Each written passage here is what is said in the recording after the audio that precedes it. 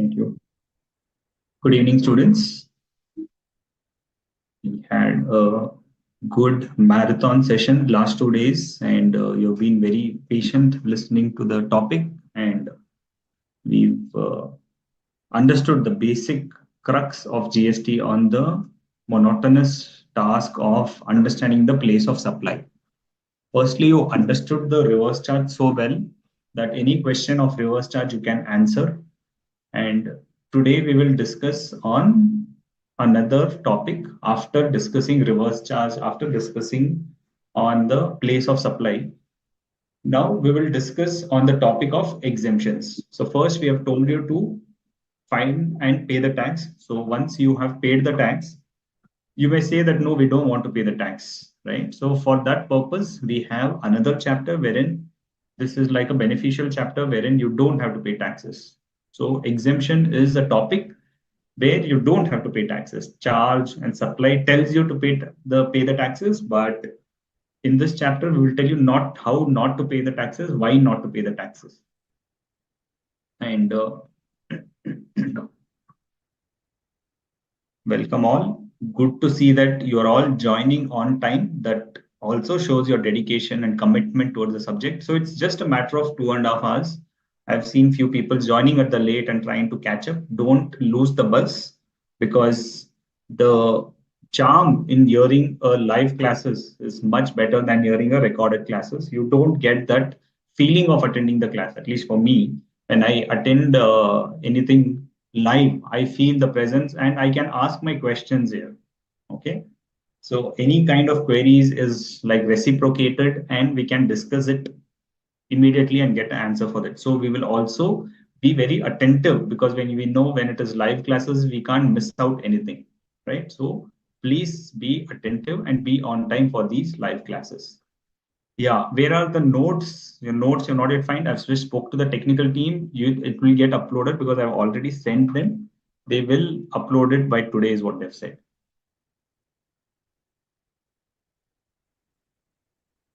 So are we ready? Let's get started on exemptions. Okay. So firstly, we have to understand how the flow happens. Does the exemption comes directly, or how does it come? When is exemption important? Is exemption good for GST or bad for GST? To understand that, I think that answer will come when you discuss ITC, because input tax credit is like a chain. And if the chain gets broken, it is when we have, okay, so when we discuss on input tax credit, we'll discuss that input tax credit is like a chain. When I supply to somebody, that person claims the credit. And when that's how we discuss the concept of B2B supply. When a supply happens from one registered unit to another registered unit, the government is not getting any revenue in effect, because it's getting revenue in one hand, and from the other hand, it has to pay it back through a ITC to the receiver. So in B2B, it is always that the chain continues and the government is not getting ultimately anything. But when it is B2C transaction, the chain stops and the government gets the revenue. Also, in case of a exemption, so the concept of input tax credit is you get the input tax credit if you pay something on your sales, right? Why will you get an input tax? Because you're doing a value addition. Now, if that value addition results in zero tax or no taxes to the government, then you will not get the credit. So the biggest disadvantages of exemption is when exemption we say, it means you don't have to pay tax on your outward supply. So when I don't pay tax on my outward supply, your input tax credit also you will not get. So that is when the chain breaks. So in two instances, the chain of ITC is disconnected is when you make a B2C supply, and second instance is when you make a B2B supply, but you are making a exempt supply. In that case, all your purchases will be suffering the input tax credit, but your output tax will not suffer anything. So your ITC is broken. Okay. So that is how the ITC and the connection of exemption is there. Now we need to understand that when a supply falls under the charging section, such supply is chargeable to GST. That is correct, right? Because when we do a supply and when we charge, when the liability is on a charge, when there is a charge on GST, when is it chargeable? When the supply is falling under the charging section, then the supply is chargeable to GST. When it is not falling under chargeable supply, then it is not a, when it is not falling under supply transaction or the supply category, when all the elements of supply is not there, it is not liable to GST. Now, the next instance is when all the elements of supply is satisfied, okay, then you come to exemption. So once it satisfies all the conditions of charge, then you come to exemptions to see whether this product, this supply of goods or services is liable to GST or not. Okay. Now, what is chargeability? What all goods are chargeable? We know that all the goods are chargeable because the GST Act says that everything is chargeable except those items which is specifically mentioned. Those items which is mentioned are the alcoholic liquor for human consumption and these 5 petroleum products. So these 6 items, the alcoholic liquor for human consumption and the 5 petroleum products, these are not there as liable to GST. They are called as supply which is not leviable to tax, or it is a non-taxable supply. So when you make a supply of petroleum products, there is a consideration, there is a flow of transaction, all the ingredients of supply are there. Just because it is excluded from section 7, they are a non-taxable supply. So these products are called as non-taxable supplies. Now, once these 5 products are excluded, other conditions of supply are satisfied. Now we go to the next aspect. The next aspect is we have to check whether these goods or services which satisfies the provisions of supply, are they exempt? Okay. If it is exempt, then no tax, else it is liable to tax as per rate notifications. So once the path, what you have to follow, like how that flow chart I gave you, first is check whether the transaction is a nature of the supply, whether it satisfies the conditions of section 7. If it is out of 7, then it is not chargeable. What will be out of 7? Out of section 7 will be these 5 petroleum products and alcoholic liquor for human consumption. If this is supplied, then it is out of supply itself. Say this you have satisfied that these are not 5 products, this is something else. Then you go to the next test to check whether it is covered under the exemption notification. If it is covered under the exemption notification, then you don't have to pay tax. Okay, first supply, then exemption notification. Now, what is the definition of exempt supply? Exempt supply is supply of any goods or services or both which attracts nil rate of tax or which is wholly exempt from tax, and it also includes non-taxable supply. So when we say exempt supply, it does not mean only those supply of goods or services which is exempt as such. There are 3 varieties of exemption.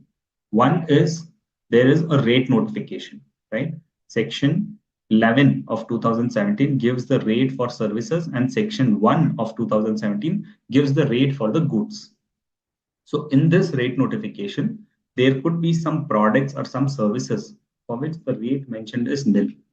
Matlab kya hua? You're not paying any taxes on this. So if you're not paying any taxes on that, it means it is exempted.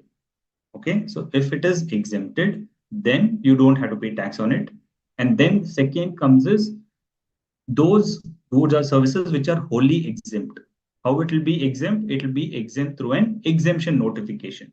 So if there is an exemption notification which says that this product is exempt, then it will be exempted.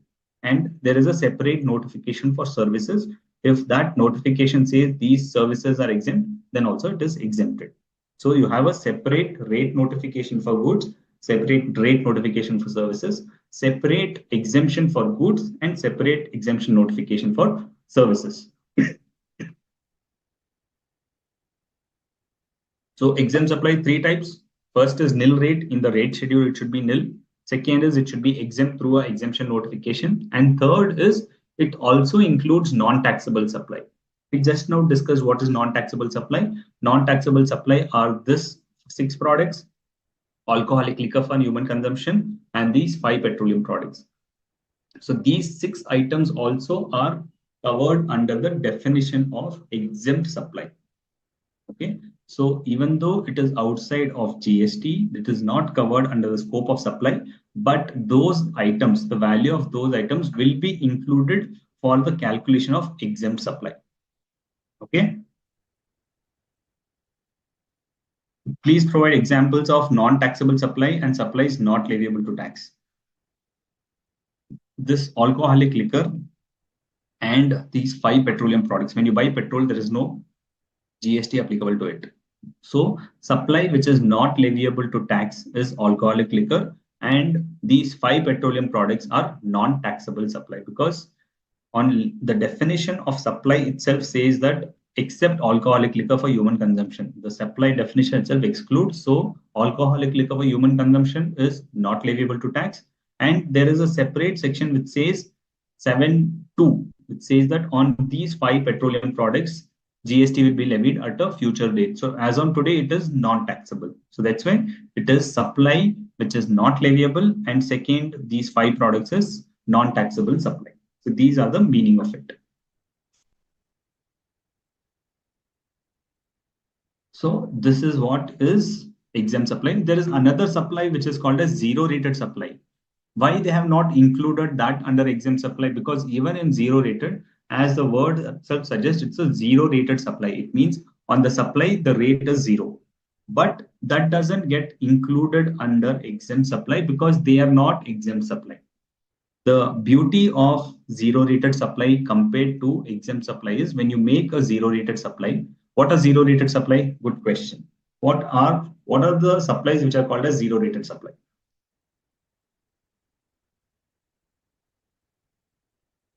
We had discussed this in the previous class, and I'm sure even during the discussion of supply, you would have dealt with it. What is a zero rated supply?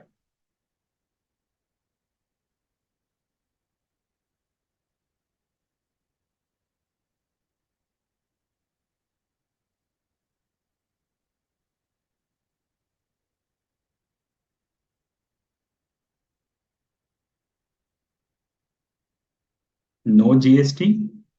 Not necessary, because even in an exempt supply, there is no GST. So zero rated supply is no GST is not the right answer.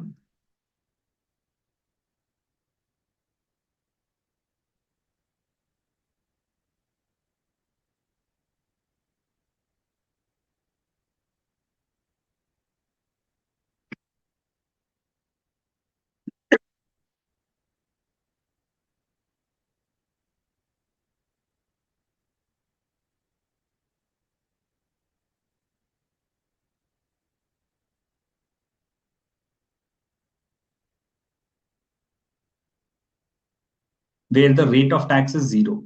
Okay.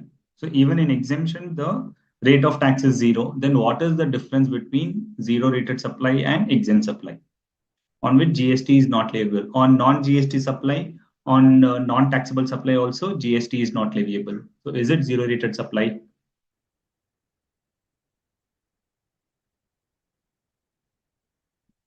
So mathematically, we can say exempt supply is equal to supply into 0, whereas zero rated supply is equal to supply into 0. Wow. Mathematically, you're trying to prove that, but maths does not work in taxes.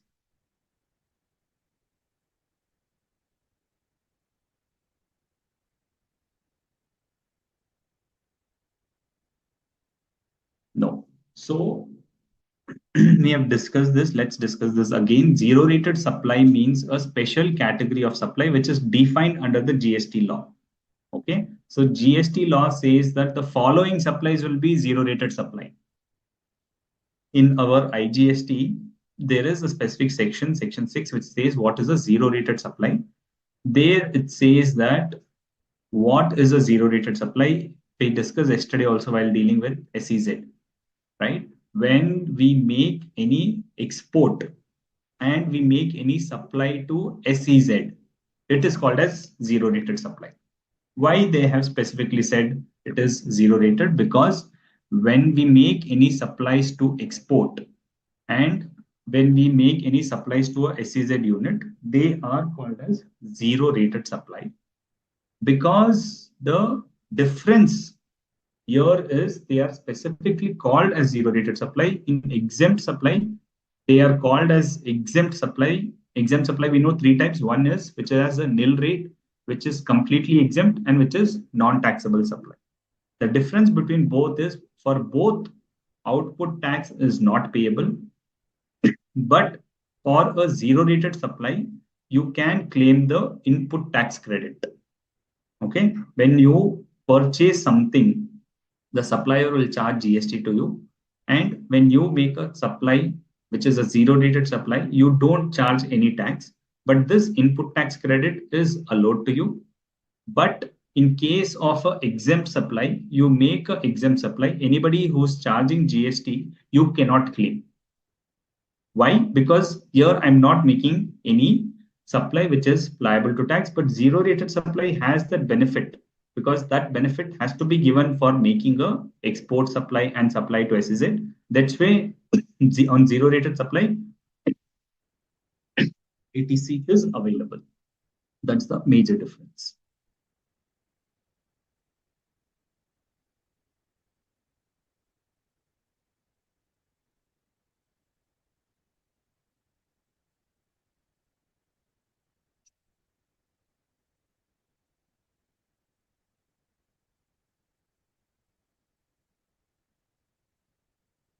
Good way. Few people have tried it. Difference may be input tax credit. That's right.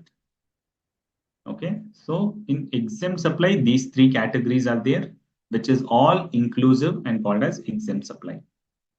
Now, exemption, the exemption which is given through this notification, which will be our topic for discussion.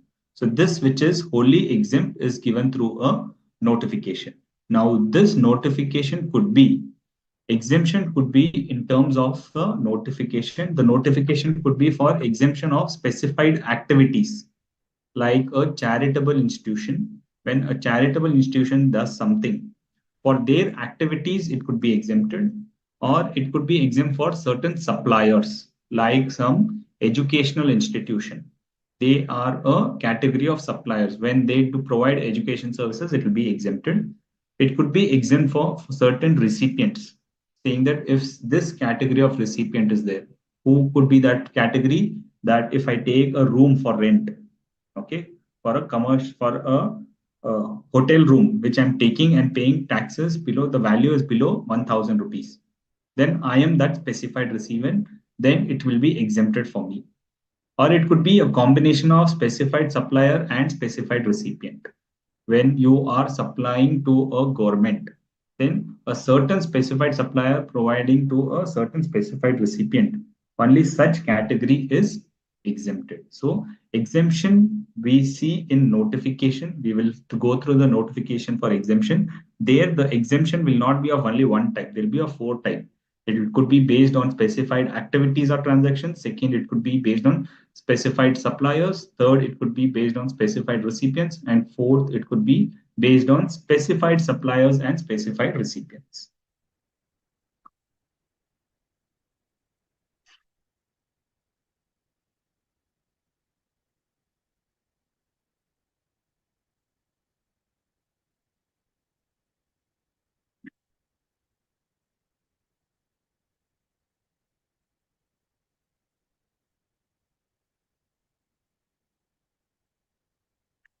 Now, exemption is given in section 11. How supply is defined in section 7. Similarly, exemption is defined in section 11.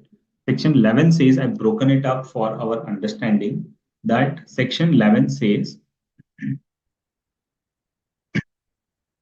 the central or state government may, based on the recommendation of the council, which is the GST council, shall on the provide exemption on taxable goods and services of in a specified description if it is satisfied that it is necessary in the public interest.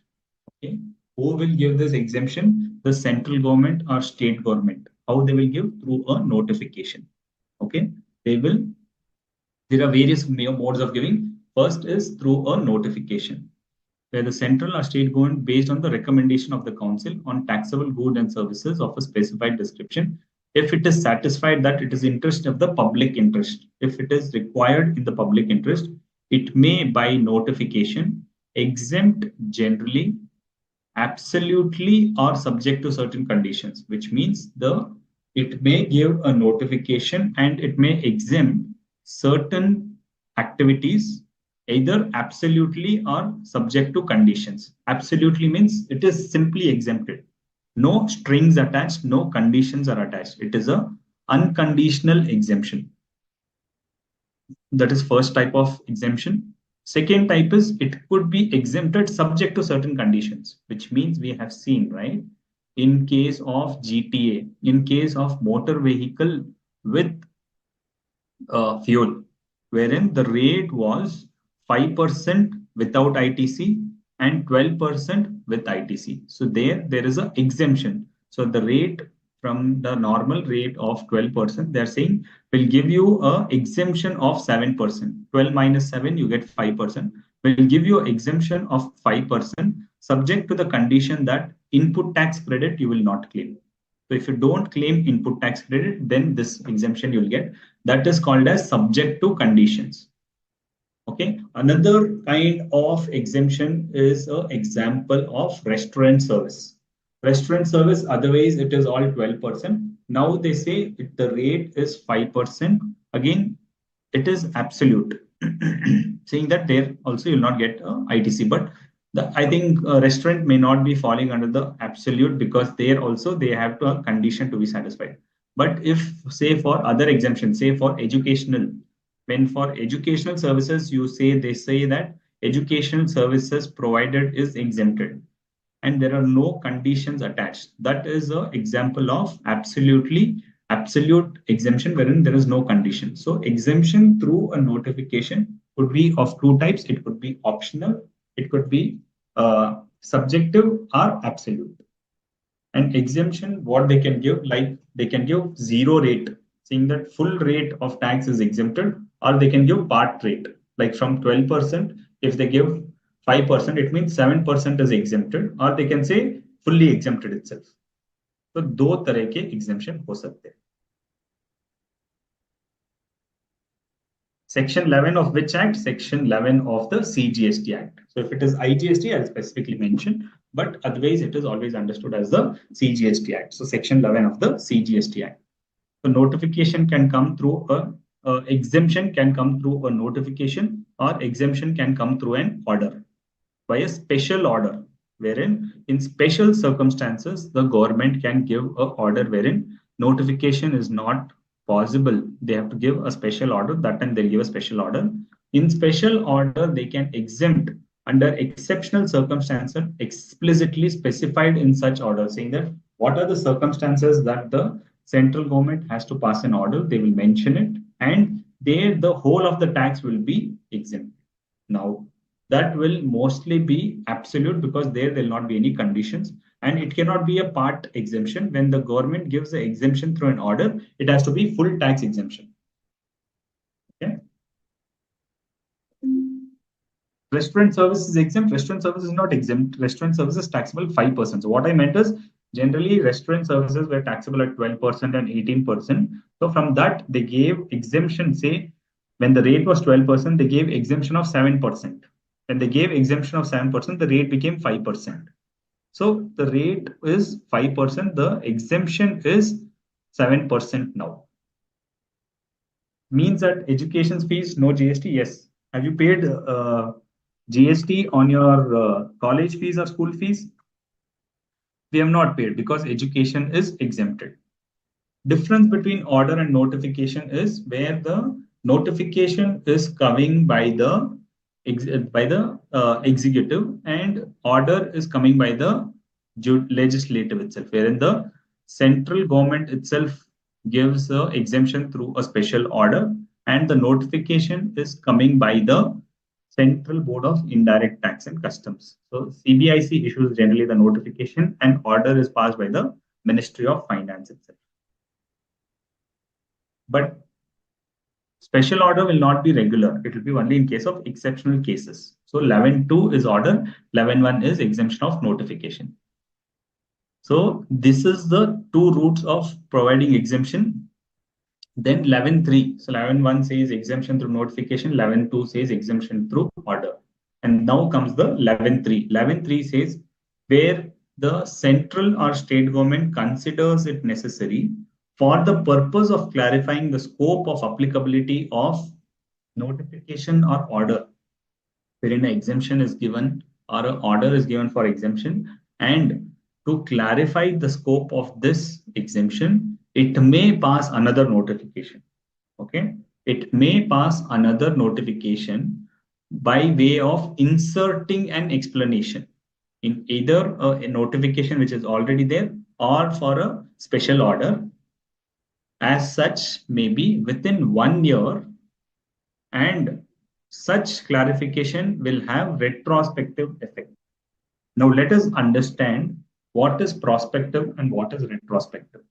So if I issue any notification today, it will be applicable from today, right? So once I pass the notification, it should be applicable from today itself. That is called as prospective. So today I passed and today it's applicable. That is called prospective. Second is retrospective, which means I passed today, but the effect will be from any date before today. It could be 1 year before, 2 years before, 3 years before, anything. So anything given such notification which has the effect of giving a exemption from a prior date, that is called as retrospective.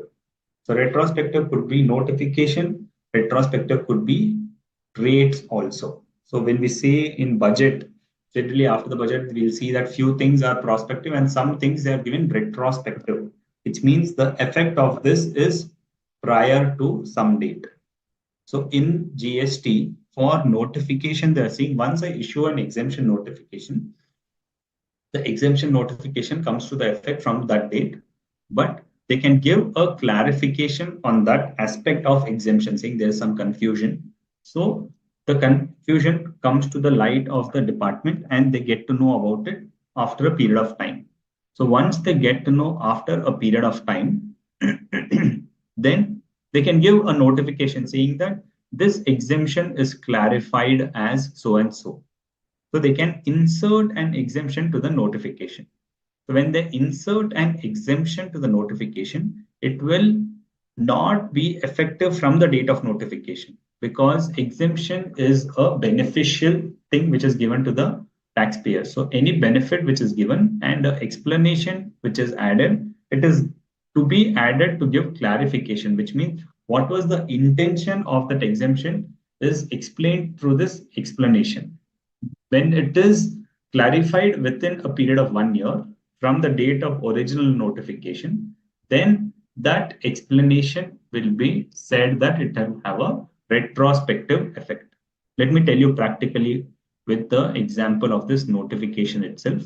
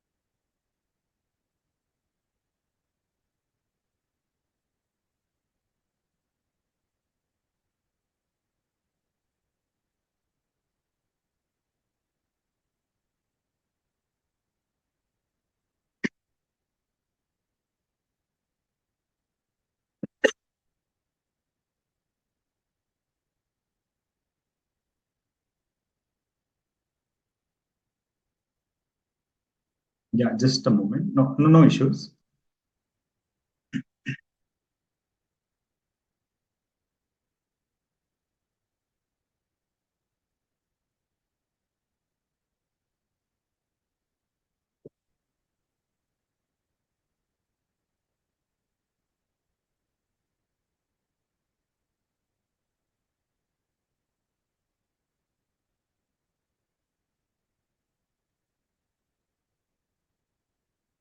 Okay, this is the notification number 12 of 2017, wherein there is a exemption wherein the nil rate is nil, which means the exemption is provided for upfront amount called as premium salami cost price payable in respect of service by way of granting of long-term lease of 30 years. So this is a exemption notification which says that what is that which will get exemption on. So any upfront amount what you pay, that is exempted. Now after this exemption was brought in, they gave an explanation wherein they explained that for the after this notification was passed first, wherein this line item was inserted, then they gave an explanation saying that for the purpose of this exemption, the central government or state government shall have who are the union territory shall have 1% or more ownership of the entity directly or through an entity which is wholly owned by the central government. So they've inserted some explanation. So this explanation, even though it is inserted at a later point of time, the effect of this exemption will not be when it was added through separate notification. The effect of this explanation will come from the date when this entry itself was brought in. Understood? So when any exemption entry is added to this exemption notification number 12 of 2017, then the explanation clarifying that will have an effect from the date when that entry was brought in, and not any date later on. So it will come into effect from the date when this original exemption was brought in.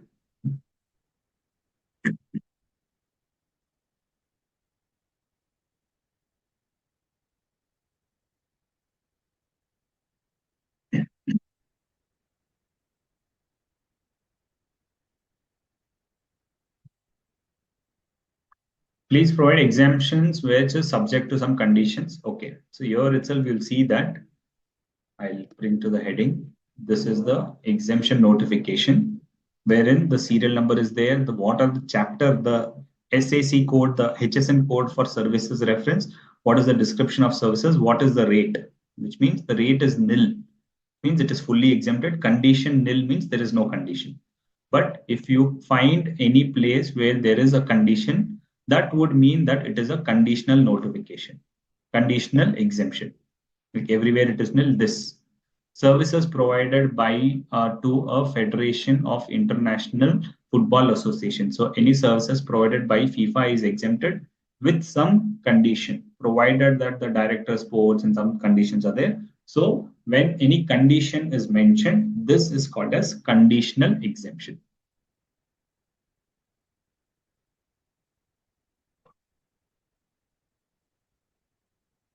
Examples of exempted goods from notification. So notification number 2 of 2017 we have to see, but that is not examinable for your intermediate level. Like some cotton, fruits, what we consume, the rice, what we consume. So all these basic products which are essentially requirements. So all the essential prerequisites are those products, the GST is exempted. But for exemption, you have a separate notification that is not examinable at your level. Only exemption of services is examined at your level. Was this notified within 1 year? Yes, it was notified within 1 year. That's why we have an effect.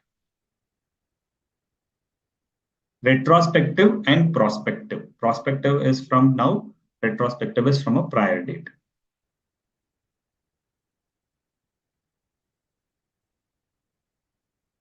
Unconditional exemption is a condition like this exemption prior to this. The exemption is nil, conditions is nil, which means this is exempted without any condition. So this is an unconditional exemption.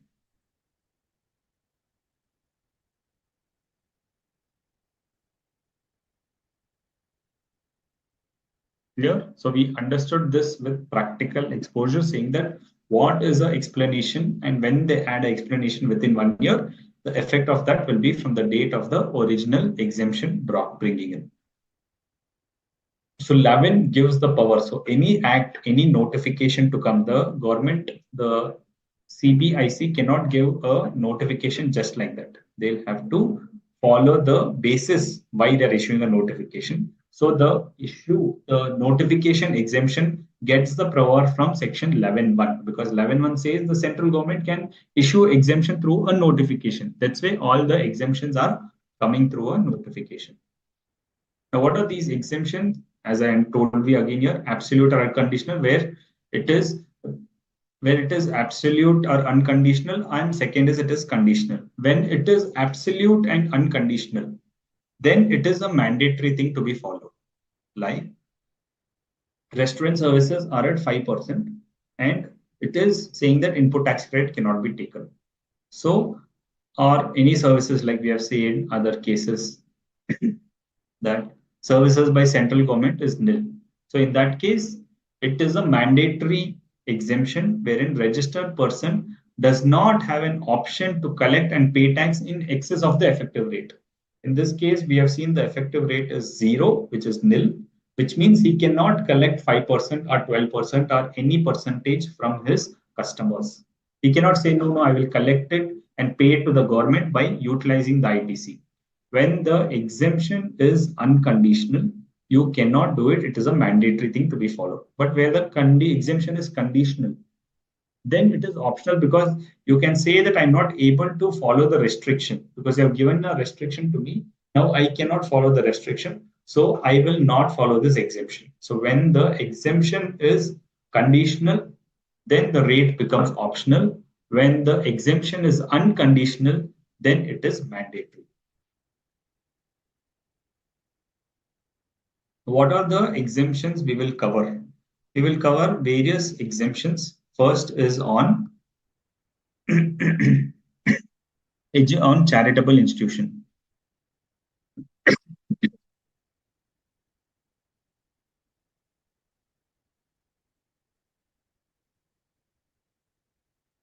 Okay, Ms. Pooja, it means that though in notification date of effect of notification given, notification will have effect from the date of entry. Correct. For a explanation itself, only for explanation.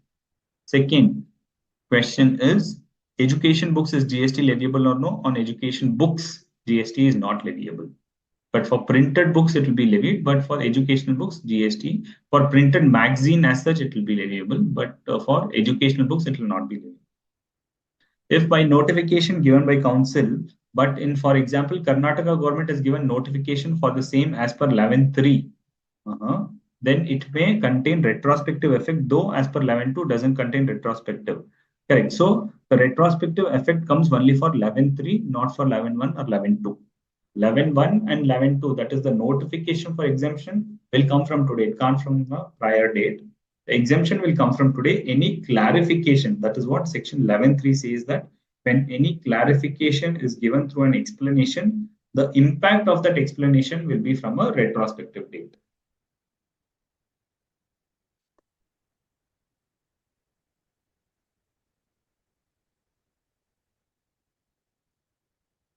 Okay, let's get into the exemption.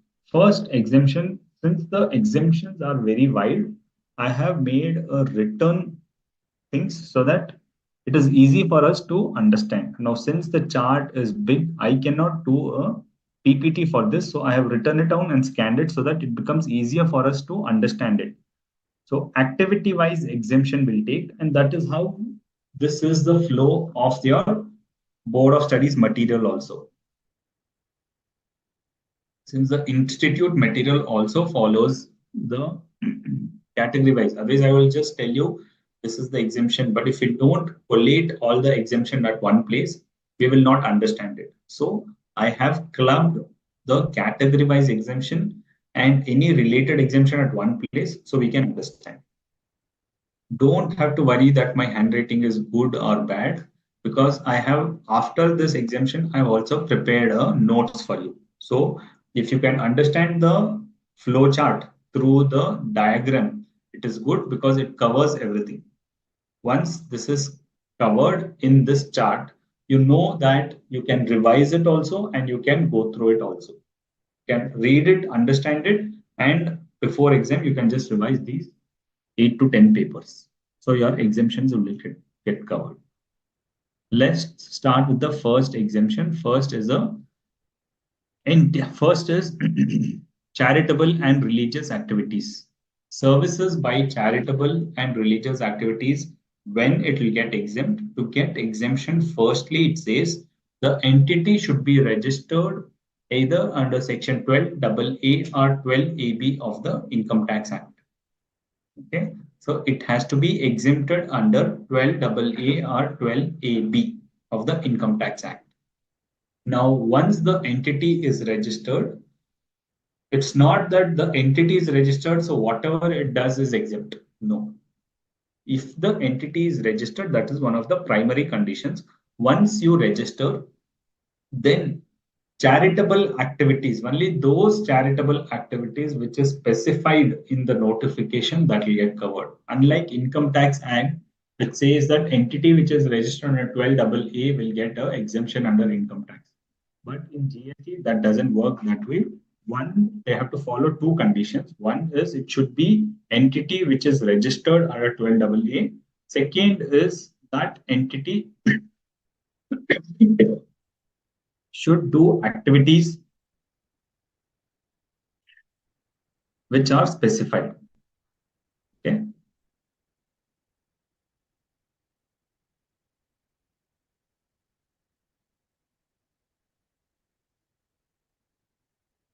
So first, we will discuss this part, which is charitable activities. Once an entity is registered, the second thing is it should do charitable activities.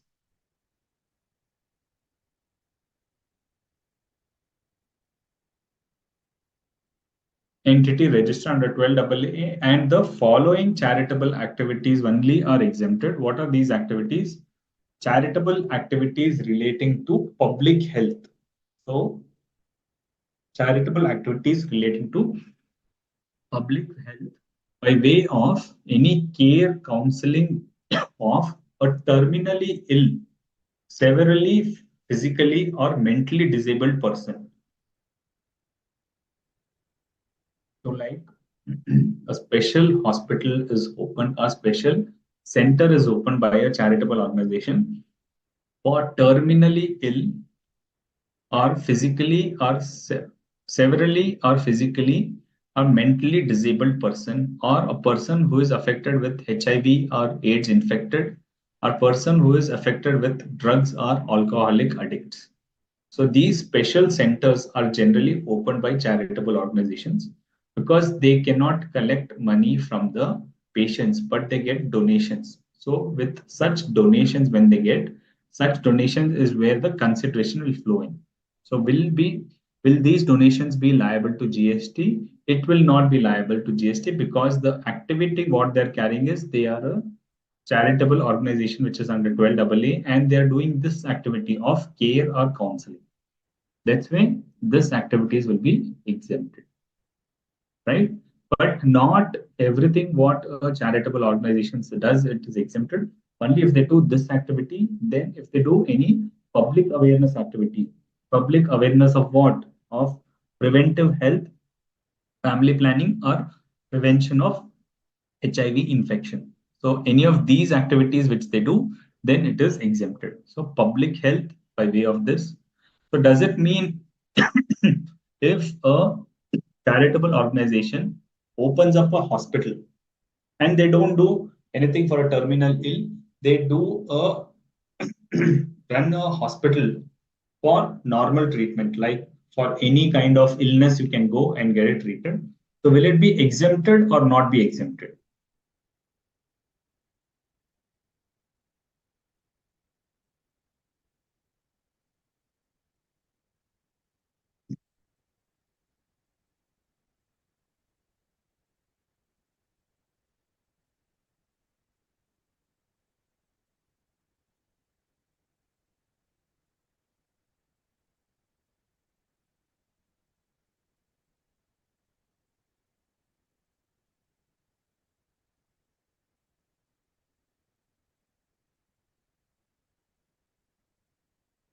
Not exempted.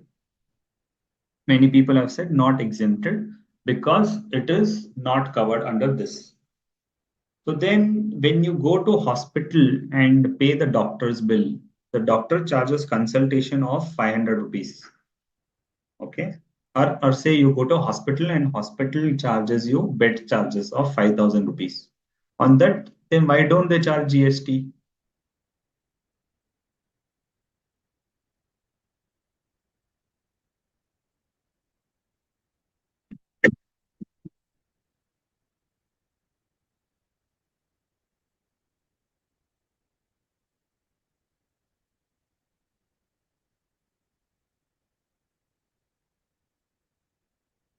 What is the definition of terminally ill? So, terminally ill means diseases that cannot be cured or adequately treated and is expected to result in a death, like something like a cancer, wherein it cannot be cured generally or it cannot be adequately treated. So, some kind of chemotherapy can be given, but the cancer removal, when it is at a other than the first stage, it becomes very difficult to save a life, or at least it is not curable. So such kind of diseases are called as terminally ill diseases.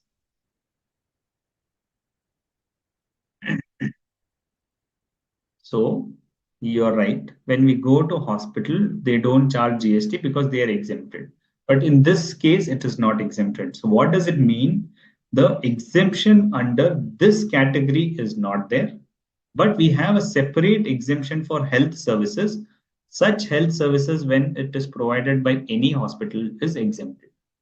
Okay. So when you say it is exempted, you should also have justification why it is exempted. Okay. Because there it just says healthcare services. It doesn't say preventive health and things like that. But here in charitable activities, it says it is a terminally ill, severely physically, mentally disabled person. So this is special care which is taken. So when these 12AA or 12AB charitable trusts take care of public health by this way, then only it is exempted. Others, the hospitals are exempted through a exemption of healthcare service. Okay? So we have to read the whole chapter to understand whether something is exempted or not. So that was on first aspect of public health. Second is advancement of religion, spirituality, or yoga. So there is a charitable institution which does any advancement of religion, spirituality, or yoga, advancement of yoga as a practice.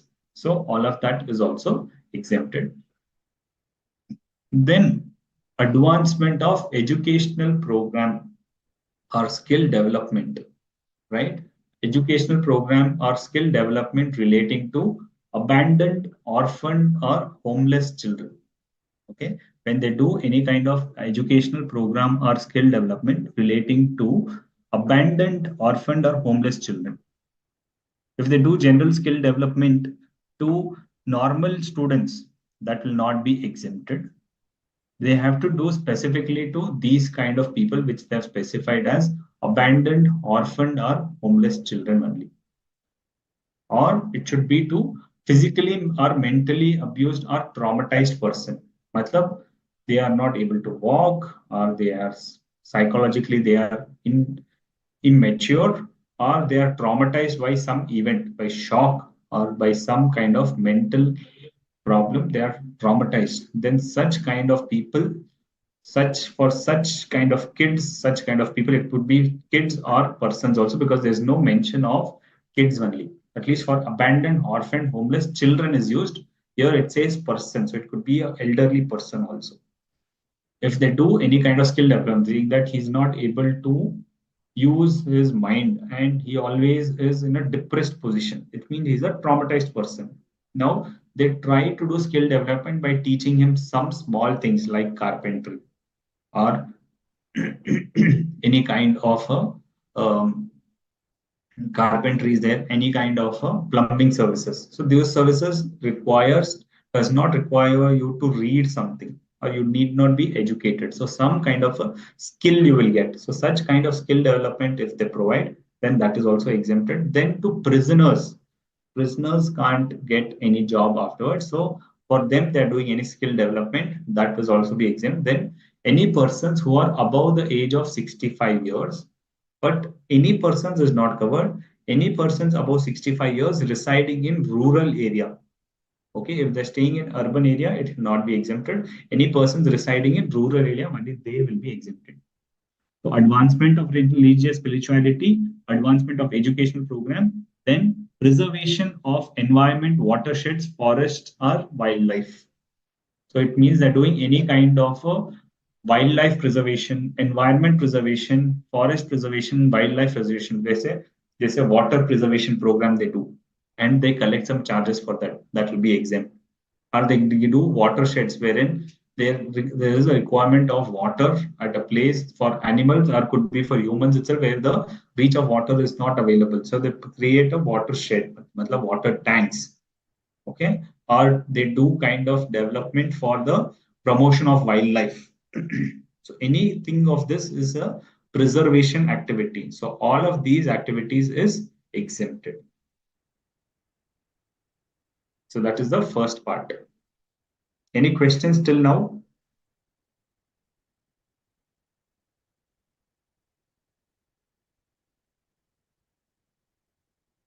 Okay, can you cover all of these points? So basically what it says is अगर एक charitable institution है, ठीक है, अगर एक charitable institution है, which is what is a charitable institution, आज मैं इंस्टीट्यूशन खोलता हूँ तो फिर क्या मैं आज चैरिटेबल इंस्टीट्यूशन कहलाऊंगा? नॉट येट, बिकॉज मुझे first 12AA of the income tax का एग्जेम्पशन लेना है. विदाउट दैट कोई भी एग्जेम्पशन आपको मिलेगा ही नहीं. तो you have to first get registered under 12AA of the income tax, फिर आपको एग्जेम्पशन मिलेगा जीएसटी में. ठीक है. Now I have got a exemption on 12AA. सो क्या मेरा पूरा एक्टिविटीज एग्जेम्प्टेड है? नहीं, ओनली स्पेसिफाइड एक्टिविटीज. ये स्पेसिफाइड एक्टिविटीज क्या है? फर्स्ट इज पब्लिक हेल्थ, जो हेल्थ के रिलेटेड आप कर रहे हो, which is public health by way of care और counselling of terminally ill people. जैसे बहुत बीमार है, मेंटली बीमार हो सकते हैं या फिजिकली बीमार हो सकते हैं, या फिर उनको कोई एडिक्शन, HIV एडिक्टेड पर्सन है, तो उनको फिर लोग दूरी रखेंगे. ऐसे लोगों को आप पब्लिक हेल्थ सर्विस प्रोवाइड कर रहे हो, या फिर पब्लिक अवेयरनेस प्रोग्राम चला रहे हो for being healthy, family planning के लिए, या HIV स्प्रेड ना हो इन्फेक्शन के बारे में. All this when you do, you are under the public health service. या फिर एडवांसमेंट ऑफ रिलीजन, मतलब धर्म को बढ़ाने के, स्पिरिचुअलिटी की बढ़ाने के लिए, योगा को बढ़ाने के लिए आप कुछ कर रहे हो, that is also exempt. Then advancement of educational program, मतलब ये चार चीजों को जब एडवांस करते हो, that is educational program और skill development. किसके लिए, किसको कर रहे हो आप? जो abandoned स्टूडेंट, बच्चे जिनको कोई माँ बाप ने ये छोड़ दिया है, ठीक है, जो ऑर्फनेज में रहते हैं, या जो जिनके घर नहीं रहते हैं, ठीक है, उन वैसे बच्चों के लिए, ठीक है, ऐसे बच्चों के लिए जो आप करते हो, दैट इज exempted.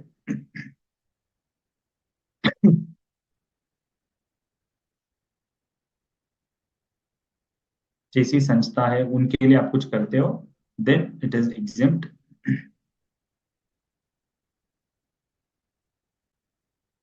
अनाथालय, अनाथ आश्रम जो होता है उसमें आप कुछ भी जो अनाथ आश्रम में करते हैं, that is exempted.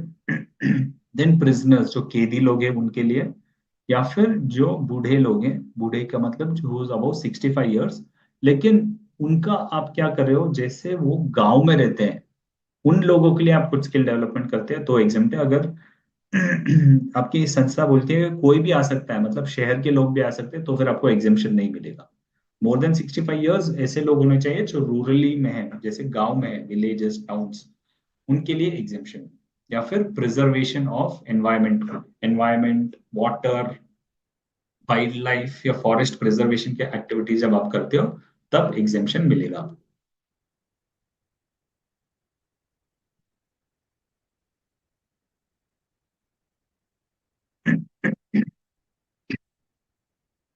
Below 65 in rural areas will be get exemption. Above 65, below 65 years, then you will not get that exemption. But if it is below 65 years, then other three activities will be exempted, not for normal people. Prisoners jail में कमा के जो काम करते हैं वो भी exempted होगा? नहीं, बिकॉज वो जब सेल करेंगे उसके ऊपर तो टैक्स लगेगा. बट एडवांसमेंट, जब मैं किसी प्रिजनर को कुछ सिखा रहा हूँ और उसके लिए मुझे कंट्रीब्यूशन मिल रहा है, जैसे कोई संस्था दे दिया, क्योंकि प्रिजनर्स नहीं देखा, जैसे जेल वाले ही बोलते हैं कि यहाँ पे आप चलाओ, उनके लिए हम आपको देंगे, क्योंकि जो स्किल डेवलपमेंट करेगा उसका तो कॉस्ट रहेगा. तो जेल वाले कुछ देते हैं, that will be exempt.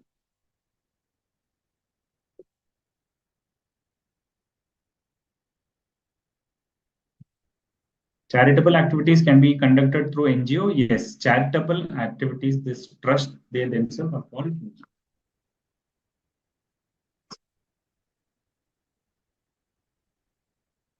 Actors or actresses give donation to trust. Are they free from GST? So anybody who gives donation, if it is exempt or no, will be decided based on what activity the trust does. That is what we are discussing. Generally, as a layman, we think that any kind of donation is exempted, but now we are GST experts. We know why the donations are exempted, why it is not exempted. So all donations cannot be blindly said it is exempted, because the trust which is receiving the donation have to have these things, that they should be doing these specified activities, only then it will be exempt. Else donations also, any donations received in the name of some activity which is not being done as per the notifications will be taxable. If ITC is more than GST tax payable, then what? Then it gets carried forward.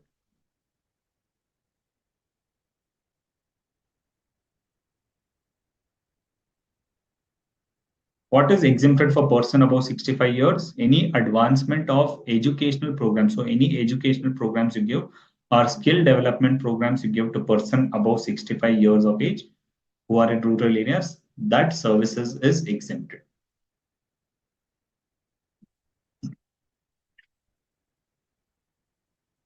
Okay. Now let's go to the rest of these exemptions.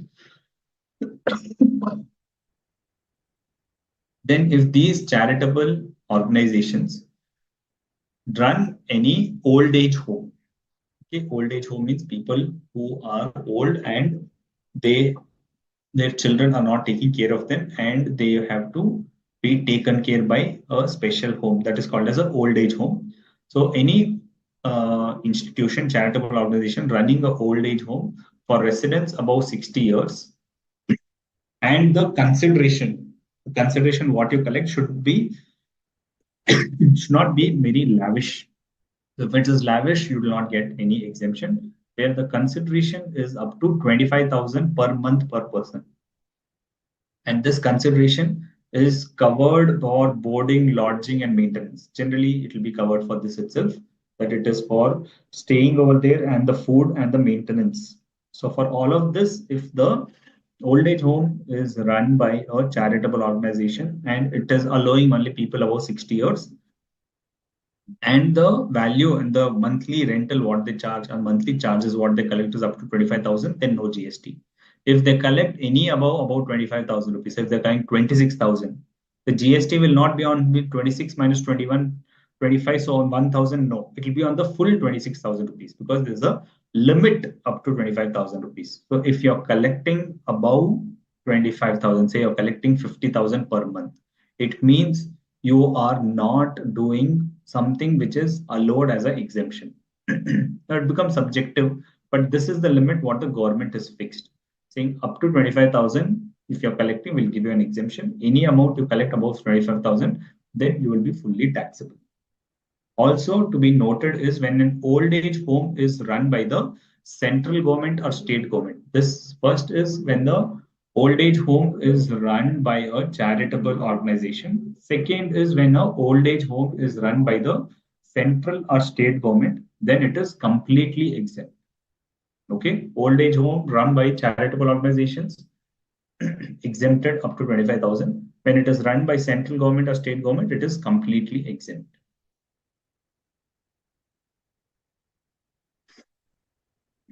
Next is renting of prisons. मतलब pakkad area or the area around the religious place. I have a temple. Around the temple, I have some premises wherein I let the shops. Okay, or within that religious place itself, I have a dharamshala where I give that for people who come there and stay there. There I have a room rent. When I charge some room rent, then it will be exempted. Now, this presence area of a religious place, which is meant for general public, the following will be exempted up to the following limit. Okay, very interesting here. It is very easy to remember all numbers ending with 999. So 999, 9999, which means if the room rent, if I charge any room rent up to 999 per day, then it is exempt. If I charge 1000, then it will be taxable. Okay, because it says room rent up to 999. If they start collecting 1000 rupees on the whole 1000 rupees, they have to pay GST. So please understand what is it a charitable organization doesn't mean everything is exempted. So if they are doing some room rent for the general public who comes there, who will visit the religious temples and things like that, then they're giving the rent, room for rent. It will be exempted if the rent is below 999. Specifically, I've mentioned 900 because if you mention 1000, then it will be taxable. Then I said that within the place, some shops and all they give. So such shops, when they give up to 9,999 per month, the shops up to 9,999 per month, if they collect, then it is exempted. If they collect 10,000, taxable. Then they will have some hall or some choultry. For that, if they are charging rent up to 9,999 per day, then it is exempted. The room rent up to 999 per day. Any kind of a hall for our Kalyan Mandap up to 9,999 exempt, and renting of shops and collecting rent up to 9,999 per month exempted. Okay, which means it should be at a reasonable price. If they are doing any high value transaction, it will be liable to GST. Then we have certain things which other things they can do. We'll come to this later on. If they're doing any training or coaching services in what? In any recreational activities relating to sports, means they have a sports academy, sports training, and sports development, then it will be exempted. So only charitable organization of doing a recreational activity relating to sports is exempted. But training and coaching in recreational activities relating to arts and culture by any non-charitable organization is exempted. So charitable organization will get exemption for what? If they do recreational activities relating to sports. For other than sports, what is exempted? Arts and culture. Arts and cultures में क्या covered होता है? Dance, music, okay, any kind of painting, sculpture making, all of those things are covered under the arts and culture. Anything like culture development, like Bharatnatyam, if you do, Kuchipudi, if you develop, and you provide trainings for them for in these activities, then training and coaching in recreational activities related to arts and culture is also exempted by any person. It not necessarily that it should be a charitable entity. Okay, charitable organization only case of sports, and arts and cultures non-charitable organization also. Then this I will come back because that is for a non-12AA unit. Another activities what 12AA or charitable organization do is they should do a service of rehabilitation professionals. जैसे कोई बहुत addict हो गया है, now he is not proper and is not able to do any work. He will have to be sent to a rehabilitation center. When these people are sent to rehabilitation center, this rehabilitation service is exempted because it is in the nature of healthcare. Now, for this rehabilitation centers, we'll appoint some rehabilitational professionals. So these services by rehabilitational professionals at an entity registered under 12AA or a medical institution or an educational institution or rehabilitation center established by central government, state government, or unity, it's all exempted. So once we started with 12AA, but since rehabilitation professionals can give services to anywhere, so we are covering all of the other organizations also. When a rehabilitation professional provides services to a entity under 12AA or a medical institution or a hospital or an educational institution, wherein some students will be there and they have to be taught something. Where these what does these rehabilitation professionals do? they give rehabilitation, they provide therapy or counseling services, saying that they talk to them, they explain them what are the ill effects of, say, drug addicts or any people who are addicted to smoking, right? Now they are not able to live a normal life, so they will be sent to a rehabilitation center. So all of these services of rehabilitation professionals are exempted. Then service religious pilgrimage services. Now these religious pilgrimage services run by Kumau Mandal Vikas Nigam Limited and the Hajj Committee. So there is when we travel to Kailash Mansarovar. So when we travel to Kailash Mansarovar, there is a special body called as KMVNL, Kumau Mandal Vikas Nigam Limited. So they will take care of the complete travel because it's a special uh, area wherein special care needs to be taken, where there should not be a mountain falling, rock falling, or stone falling, things happen. So this committee takes care that how many people should come in, what season they should come. The complete management is there with the KMVNL. So these activities provided by KMVNL, or when you travel to Hajj, then you have a Hajj committee. So these special committees, only these two committees, what they provide various services. When these services are provided by them, they provide medical services, catering services, food, security services, accommodation also they provide. So they are all exempted.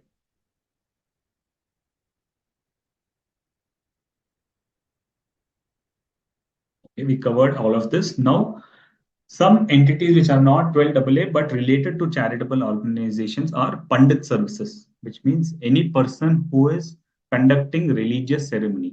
Like it could be any religious. Pandit is just a way to remember it, but any kind of a religion wherein in Muslims, if there is a Khwaja who is getting marriage done, then he's providing a religious ceremony. So for his services, whatever charges we pay, that is exempted.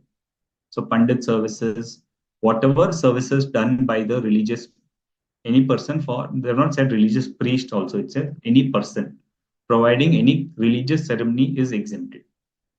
Then we said 999 room rent at the presence of a religious premises. But for any other hostel services, any hostel accommodation by trust up to 999 per day is exempted, because when any hotel is also there for up to 999, it is exempted. That's the reason that will also get covered here.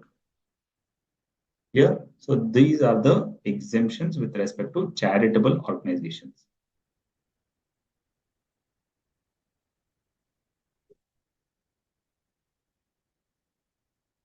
So the age is 60 or 65. The age is 65 years in this case. And in case of a advancement of person of education and skill development is 65 years. For running old age home, it is 60 years.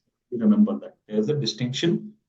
Charitable activities for advancement of educational program and skill development, 65 years. Running old age home, it is 60 years. If they collect 50,000, entire amount is taxable. Yes, entire amount is taxable. Premises के साथ क्या लिखा है? Premises के साथ premises कल्याण मंडप, जो शादी का रहता है, that is कल्याण मंडप.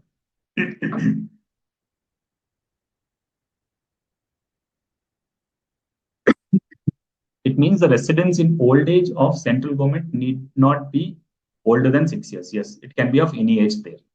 Very good observation. In recreational training and coaching relating to sports is taxable. Only in the nature of training and sports is exempted. Only in the nature of training and coaching. No, it covers both training and coaching in recreational activities relating to sports, because it says both training and coaching. So training of sports or coaching of sports, both are covered. Whether any temple authority which is not registered under 12A providing services by way of renting of presides of resident of religious places is qualified for exemption. It will be qualified for exemption if they are charging less than 999, because I had said here that 999 is the general exemption also. So if the temple which is not registered under 12AA, if they're charging anything below 999, it will be exempted. If they're charging above 999, it will be taxable. If rent paid is 500 per half day, then it will be exempt or not, because for whole day the charge becomes 1000. Yeah, so it is calculated per day basis. They have not said half day. So if it is 500 per day, the charge becomes 1000 per day. So it will become taxable. In old age home made 25,000. So per person, if 50% means 15 to 25% exempt. Yes, yes. So it will be based on how many other people are there. For Pandit service, any amount is exempt? Yes, any amount is exempt. Trust in one location and room in other place. Is it exempt? Good question, Kiran. Because the wordings they have used is renting of presence of religious place meant for general public. So if it is within the place itself, okay, within the place, not be very far away in a different place, say like within the compound itself is so big that it is 1 kilometer big and all it is covered or within the authority of the trust, then it will be exempted. But if it is in a different premises, in between there are some roads, highways, shops, and then there is a place, then it will be taxable. Within presence itself, if the present itself is big, then it will be exempted.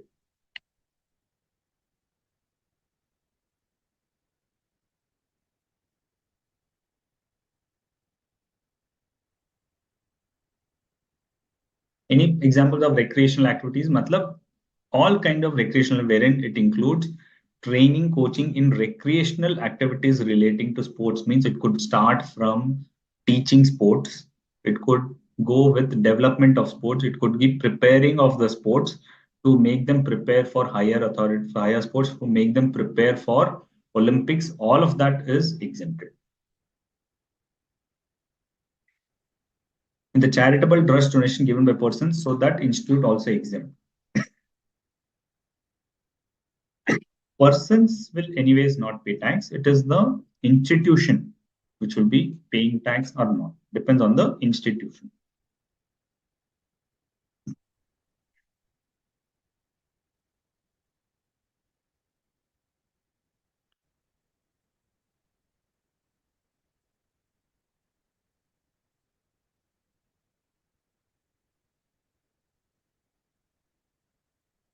Who are the persons whose payments are considered for the purpose of 25,000, and is that limit at individual level or at aggregate level? See, it is at individual level because the old age home is run by a charitable organization. Now, this charitable organization, Manavta Seva Kendra, is example for a old age home. Now they are registered under 12AA. Now they have set up a old age home and they're saying any people who are above 65 years, 60 years can come and stay here.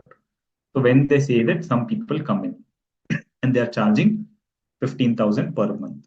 So this 15,000 they have charged and 10 people have come, right? So this 15,000 into 10, 1,50,000 is exempted. They're collecting this every month and number of people is increasing or decreasing. So whatever, how many other people are paying it, it becomes exempted because it is classifying, it is satisfying the limits of residents above 60 years and consideration is below 25,000. So it will be exempted. ठीक है, तो charitable organisations हम समझ गए हैं, एक बार run through कर लेंगे as a matter of summary कि क्या क्या एग्जेम्पशन है charitable activities relating to public health. इसको तो हमने समझ गए थे हिंदी में, अभी ये पार्ट समझते हैं. वेरिएंट अगर कुछ ओल्ड एज होम चलाते हो, ठीक है, ओल्ड एज होम जब आप चलाते हो उसके लिए भी एग्जेम्पशन मिलेगा. क्या है उसके लिए कंडीशन है कि जो बूढ़े लोग हैं, यहाँ पे 60 इयर्स है, जैसे यहाँ पे 65 इयर्स था, यहाँ पे 60 इयर्स है. 60 साल के ऊपर जो वृद्ध लोग रहते हैं जिनसे आप 25,000 के नीचे कुछ अमाउंट कलेक्ट करते हो वृद्ध आश्रम चलाने के लिए, तब वो जो वृद्ध आश्रम है वो टैक्स पे करने की जरूरत नहीं है. लेकिन अगर बड़ा वृद्ध आश्रम है जिसमें ज्यादा अमाउंट है, मतलब ज्यादा फैसिलिटीज प्रोवाइड कर रहा है, उस वृद्धाश्रम अगर 25,000 के ज्यादा कलेक्ट करता है, जैसे 26,000 कलेक्ट करता है, तो पूरा 26,000 पे उनको टैक्स जमा करना पड़ेगा उनको। जब वो मंथली रेंट जैसे कलेक्ट करते हैं वैसे वो इनवॉइस देंगे, और जो वृद्धाश्रम को पैसा देने वाले हैं जैसे वृद्ध के रिश्तेदार, वो जीएसटी पे करेंगे वृद्धाश्रम को, फिर वृद्धाश्रम जीएसटी रजिस्ट्रेशन लेके जीएसटी जमा करेंगे। लेकिन वही वृद्धाश्रम अगर सेंट्रल गवर्नमेंट या स्टेट गवर्नमेंट चलाती है तो एनी अमाउंट पे एग्जेम्पशन मिल जाएगा। तो कुछ भी अमाउंट पे एग्जेम्पशन उनको मिल जाएगा। देन अगर कोई जगह, ठीक है, जैसे मंदिर है या कुछ भी रिलीजियस प्लेस है, मंदिर है, दरगाह है, मॉस्क है या फिर चर्च है, उस जगह के आसपास, प्रेजेंस मतलब उस रिलीजियस प्लेस के बगल में अगर आप कुछ जगह है और उसको आप भाड़े पे दे रहे हो, अगर आप रूम भाड़े पे दे रहे हो तो 1,000 रुपए के ऊपर, 1,000 और 1,000 रुपए के ऊपर टैक्स लग जाएगा। अगर शादी के लिए कोई जगह दे रहे हो जिससे कल्याण मंडप भी बोलते हैं, उसके लिए अगर आप 10,000 के ऊपर कलेक्ट करते हो, 10,000 और 10,000 के ऊपर कलेक्ट करते हो, आपके बुक में लिखा रहेगा 10,000 एंड अबव, मतलब 10,000 भी उसमें इंक्लूडेड है। अगर 10,000 आप कलेक्ट करते हो तो पूरा जीएसटी लगेगा, इसीलिए मैंने रखा है कि अप टू 9,999 कलेक्ट करते हो तो एग्जेम्पशन है। फिर कुछ दुकान है जिसके कुछ पूजा की सामग्री बेचने के लिए या कोई भी दुकान है, ठीक है, उस दुकान पे अगर आप रेंट कलेक्ट करते हो अगर 9,999 रुपए, तो वो एग्जेम्प्टेड हो जाएगा। ठीक है, तो ये तीन चीजें याद रखनी है, 999, 9,999, 9,999। ये पर डे है, क्योंकि आप कल्याण मंडप एक महीने का तो नहीं लेंगे, एक दिन का लेंगे, तो इसलिए पर डे है। दुकान आप एक दिन के लिए नहीं लोगे, पर महीने चलाओगे तो पर महीने के हिसाब से आएगा। और पंडित जी जो भी सर्विस प्रोवाइड करते हैं, कुछ भी शादी का काम, पूजा का काम, जैसे आपके घर में पूजा करना है और वो आप उसे बुलाते हो तो वो भी एग्जेम्प्टेड हो जाए। फिर हॉस्टल अकोमोडेशन, जनरली ये है 9,999, लेकिन जब भी कोई हॉस्टल खुलता है वो 12AA नहीं है तो उसके ऊपर 999 तक एग्जेम्पशन मिलता ही है। ठीक है, नेक्स्ट है ट्रेनिंग। अगर कोई चैरिटेबल ऑर्गेनाइजेशन स्पोर्ट्स के लिए कुछ ट्रेनिंग प्रोवाइड करता है तब भी वो एग्जाम हो जाएगा, लेकिन आर्ट्स और कल्चर के लिए उसको चैरिटेबल ऑर्गेनाइजेशन बनने की जरूरत नहीं है। वो ही एनी इंडिविजुअल आप भी अगर प्रोवाइड करते हो आर्ट्स एंड कल्चर, मतलब dance, singing, painting, music, Bharatanatyam, कुछ भी प्रोवाइड करते हो, तब आपके भी सर्विसेज कुछ भी अमाउंट का एग्जेम्प्ट हो जाएगा, क्योंकि आप क्या कर रहे हो, आर्ट्स और कल्चर की बढ़ोतरी दे रहे हो, तो इसलिए एग्जेम्प्ट हो जाएगा। फिर रिहैबिलिटेशन प्रोफेशनल्स के सर्विसेज भी एग्जेम्प्टेड है। रिहैबिलिटेशन प्रोफेशनल्स वो है जो स्पेशली ट्रेनिंग लेके आते हैं, जिनको बहुत क्षमता होनी चाहिए कि वो रिहैबिलिटेशन लोगों को, जिनकी दिमागी हालत ठीक नहीं, जो अडिक्टेड है, उनके लिए जब संस्था खुली जाती है, वो संस्था चैरिटेबल ऑर्गेनाइजेशन खोल सकती है, या फिर हॉस्पिटल खोल सकती है, या फिर स्कूल खोल सकती है, या फिर सेंट्रल गवर्नमेंट खोल सकती है। इन संस्थाओं को जो रिहैबिलिटेशन प्रोफेशनल सर्विस प्रोवाइड करते हैं वो एग्जेम्प्ट हो जाएगा।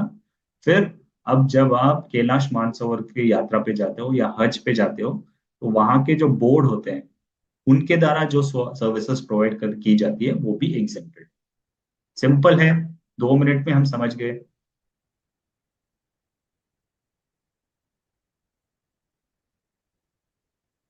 रिलीजियस प्लेसेस में ऑल शॉप्स 999? अच्छा मजाक कर लेते हो। एक शॉप का आप 9,000 हजार नहीं लोगे, सभी दुकान का आप 9,000 लोगे तो फिर क्या चला रहे हो, आप फ्री में ही दे दो फिर। एक दुकान का 999 is exempted. What if in the above exempted services, if organization is not registered in GST because doesn't fall any specified threshold?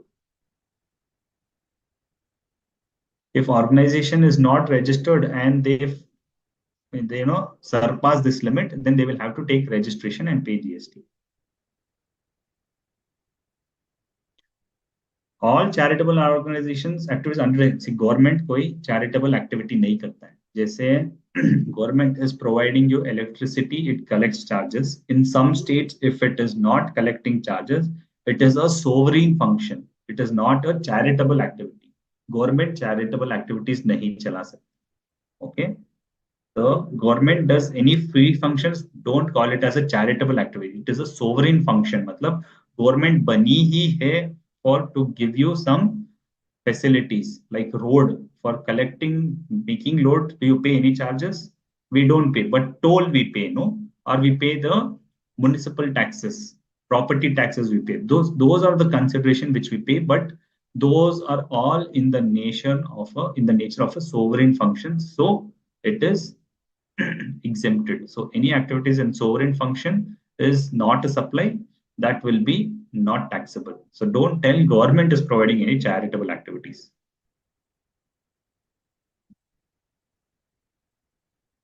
Okay, so now let's take a break.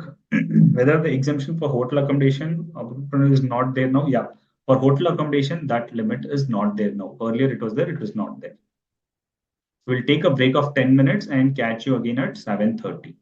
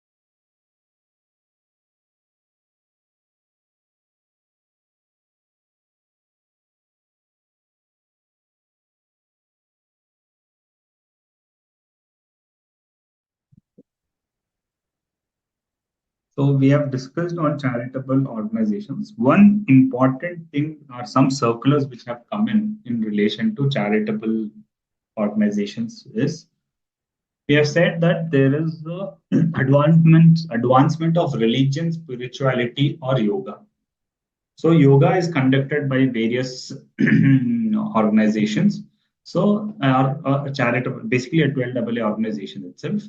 And this yoga, what they do is they conduct a residential workshop wherein you have to stay there for 3 days or a week time also, and they conduct some programs. So will this residential program be eligible for exemption?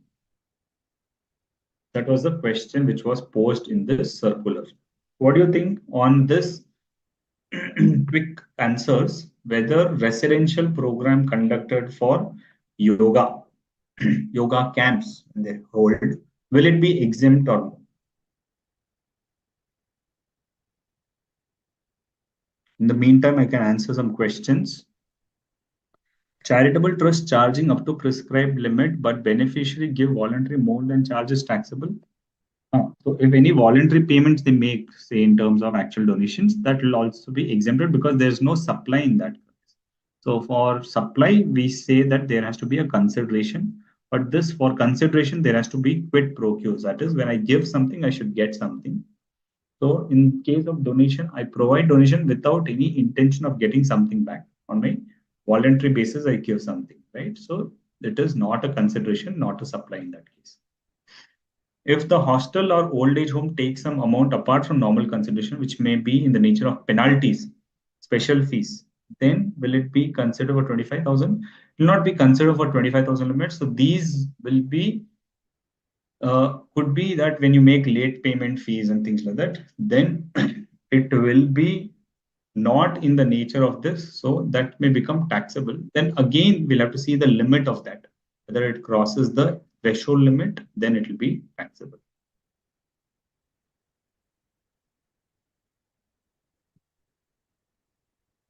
Not exempt, it will not be exempt, it will also be exempt. It's exemption at 12AA, any activity. No, we're talking only of yoga. It may not be because it's a nature of business. So when we do this yoga camps, the intention is not to get people to stay. It's the development of yoga itself because full day they do yoga program itself.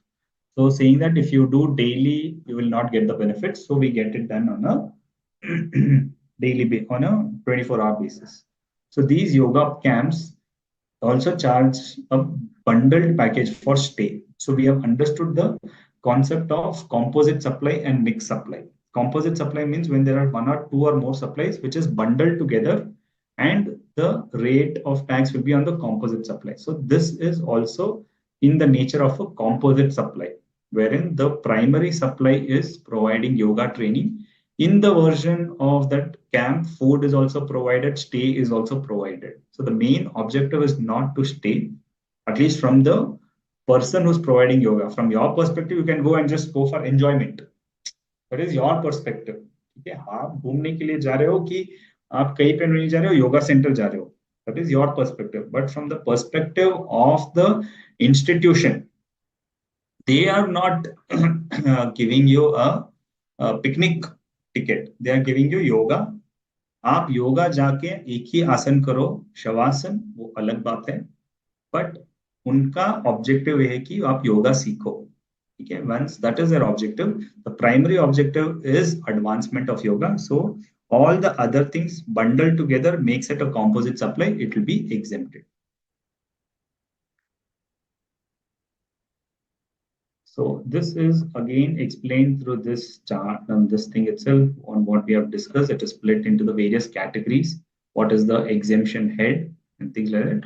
All this exemption, important to note, is all the exemption for services are categorized under notification number 12 of 2017 central tax rate. Okay, then what is the charitable activities that has been defined? Then the services by way of conduct of religious ceremony, other exemptions which are related, that has also been mentioned. So you see the words here, renting of rooms where charges are 1,000 rupees or more. So that's where I have mentioned up to 9,999. So even if you charge 9,999, it will be exempted. Once you charge 10,000, it will become taxable. Now, important point to be noted is all of these exemptions, what you have discussed is services provided by a charitable trust. Okay. Does it mean that services like a chartered accountant does audit of a charitable trust? Chartered accountant does the audit of a charitable trust. He charges his invoice. He raises invoice on the charitable trust. Should he charge GST or no?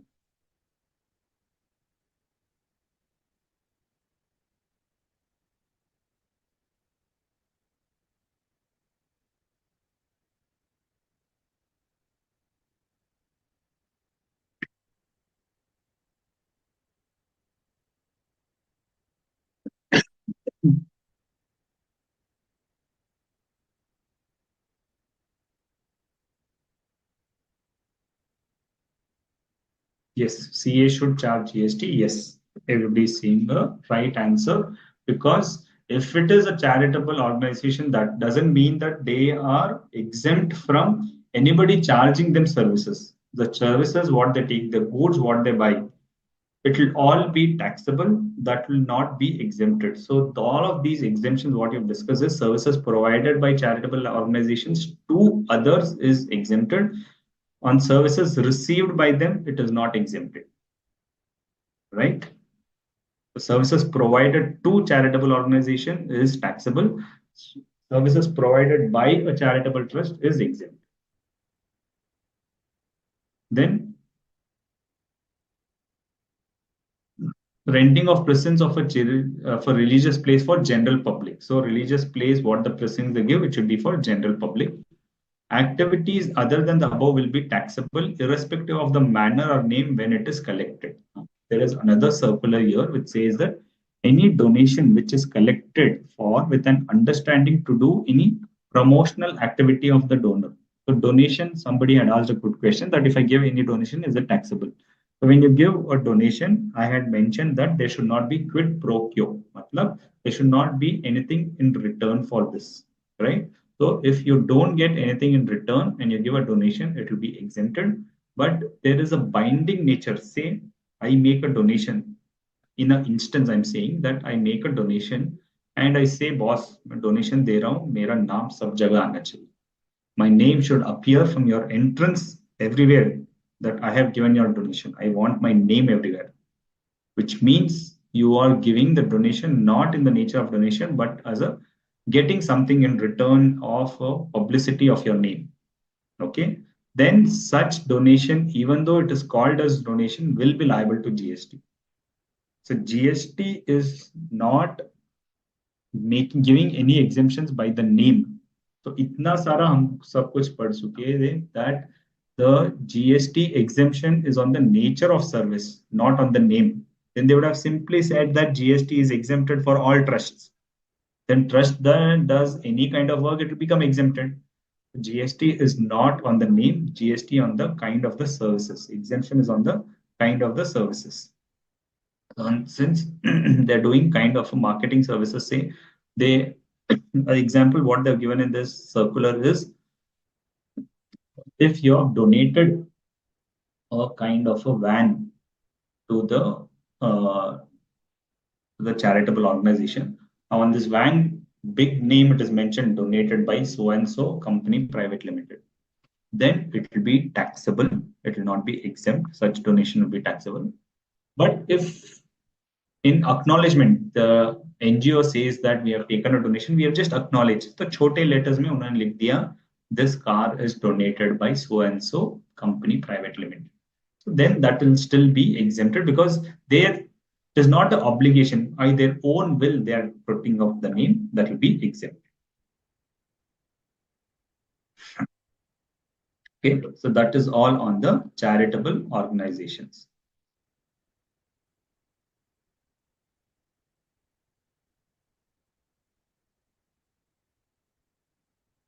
Next kind of exemption, let us move, is agriculture services. So this is a very lengthy services. Actually, the exemption chapter itself is very lengthy. So you would have seen in your syllabus or you've seen in your schedule itself, exemption के लिए I think the maximum number of days are given. So the intention why I'm going slow is you should understand. The people who are saying it is fast, according to me, I'm going very slow because previously I used to cover exemption in 2 days itself. So understand the pace, but here I'm going very slow so that you can understand and taking up your doubts so that by clearance of your doubts, you will understand it more better. Let's get into the next kind of service, which is agriculture service. Here again, the basic requirement is, since agriculture is a basic requirement, so agriculture activities are the agricultural goods which have been sold are exempt, first of all. But there are various other services which are assigned to agriculture. So that's why we will have to have a discussion whether those activities are exempted or no. And specific exemptions are given for so many activities, which means the government also has anticipated that there will be so many other services which can be exposed to whether it is exempt or no. So they are giving a exemption for those. Agriculture, अगर किसान खेती में कुछ उगाएगा नहीं, कुछ देगा नहीं, तो हम खाएंगे क्या? तो इसीलिए किसान के जो खेती agricultural produce are all exempted itself. तो agriculture produce are goods. तो आपके goods के exemption में आपको fruits, जो उपजाऊ चीजें हैं जैसे धान, चावल, गेहूं, all of that are exempted. So agriculture produce primarily are exempted. लेकिन क्या agriculture produce है, क्या नहीं है, that we have to discuss. Firstly, registration chapter बताता है that if you are an agriculturist under 23(1)(b), section 23 of registry exemption to registration, it says that if you are an agriculturist, then there is no requirement of registration when the agriculturist sells anything to the extent of produce out of his cultivation.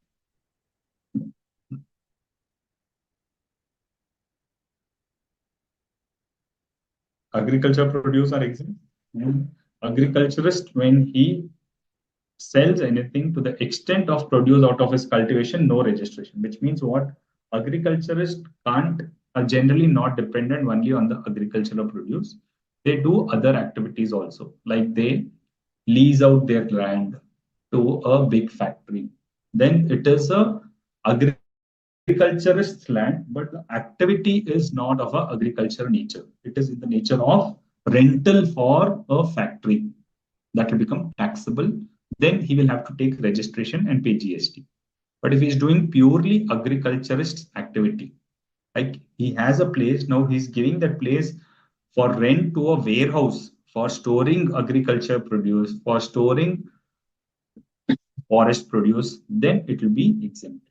So only agriculture activities which are exempt activities, if it does, then it is exempt. But if it does non-agricultural activities, then it will be.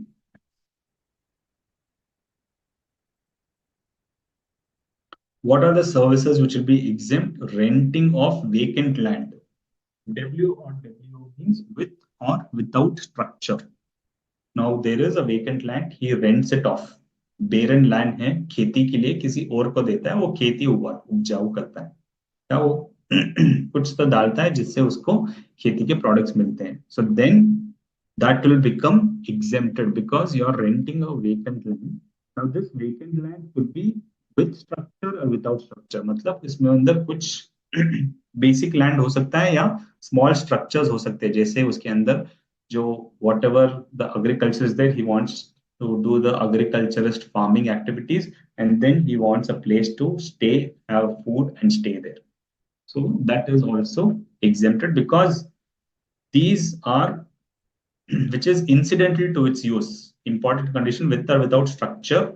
Now this structure could be incidental to its use, जैसे to stay there or to safeguard the agriculture produce. He will have a small shed wherein these cultivated crops, he will store it there for storage purposes if there is a structure, staying purposes there is a structure, or to do milling activities there is some structure, then it will be exempted. Okay, small activities to the extent of using it for agricultural produce will be exempted. Then renting of vacant land is exempted, and renting of agricultural machines. Okay, any machineries used which I am giving it on rent, that will also be exempted. So any machinery is not exempt, is not that way. Only when you do renting of agricultural machines, such as agro machines, then it will be exempted. Then services relating to cultivation. Okay, what are all the services? Services relating to cultivation of plants. So these two are exempted here.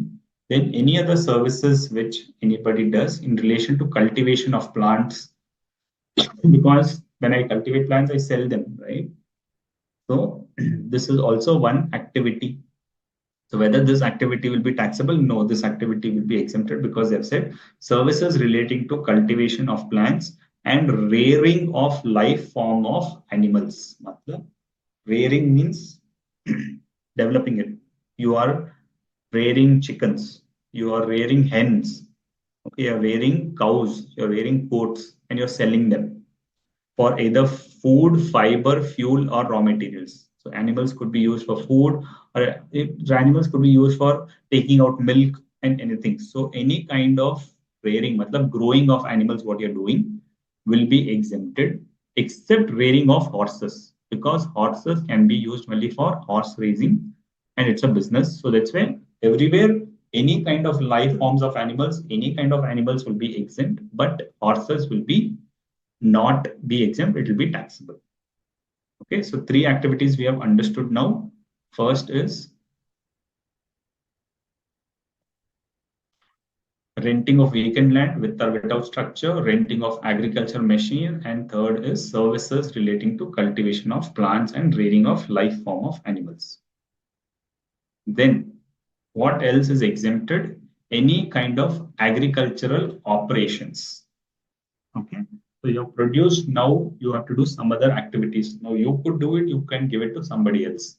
If this third person is doing cultivation, cultivate kar raha hai, harvesting kar raha hai, the crops have grown, you have to cut it down. Harvesting, you use a threshing machinery and thresh it. Okay.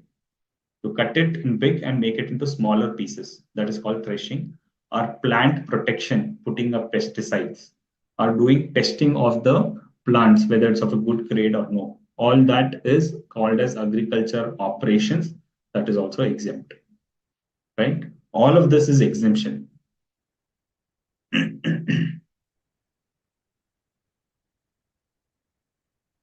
And then supply of farm labor, wherein you, one person, you have few people under your control and you are supplying these people, like how we have manpower supply, similar to that supply of farm labor to another agriculturist, wherein he wants somebody, that is also exempt.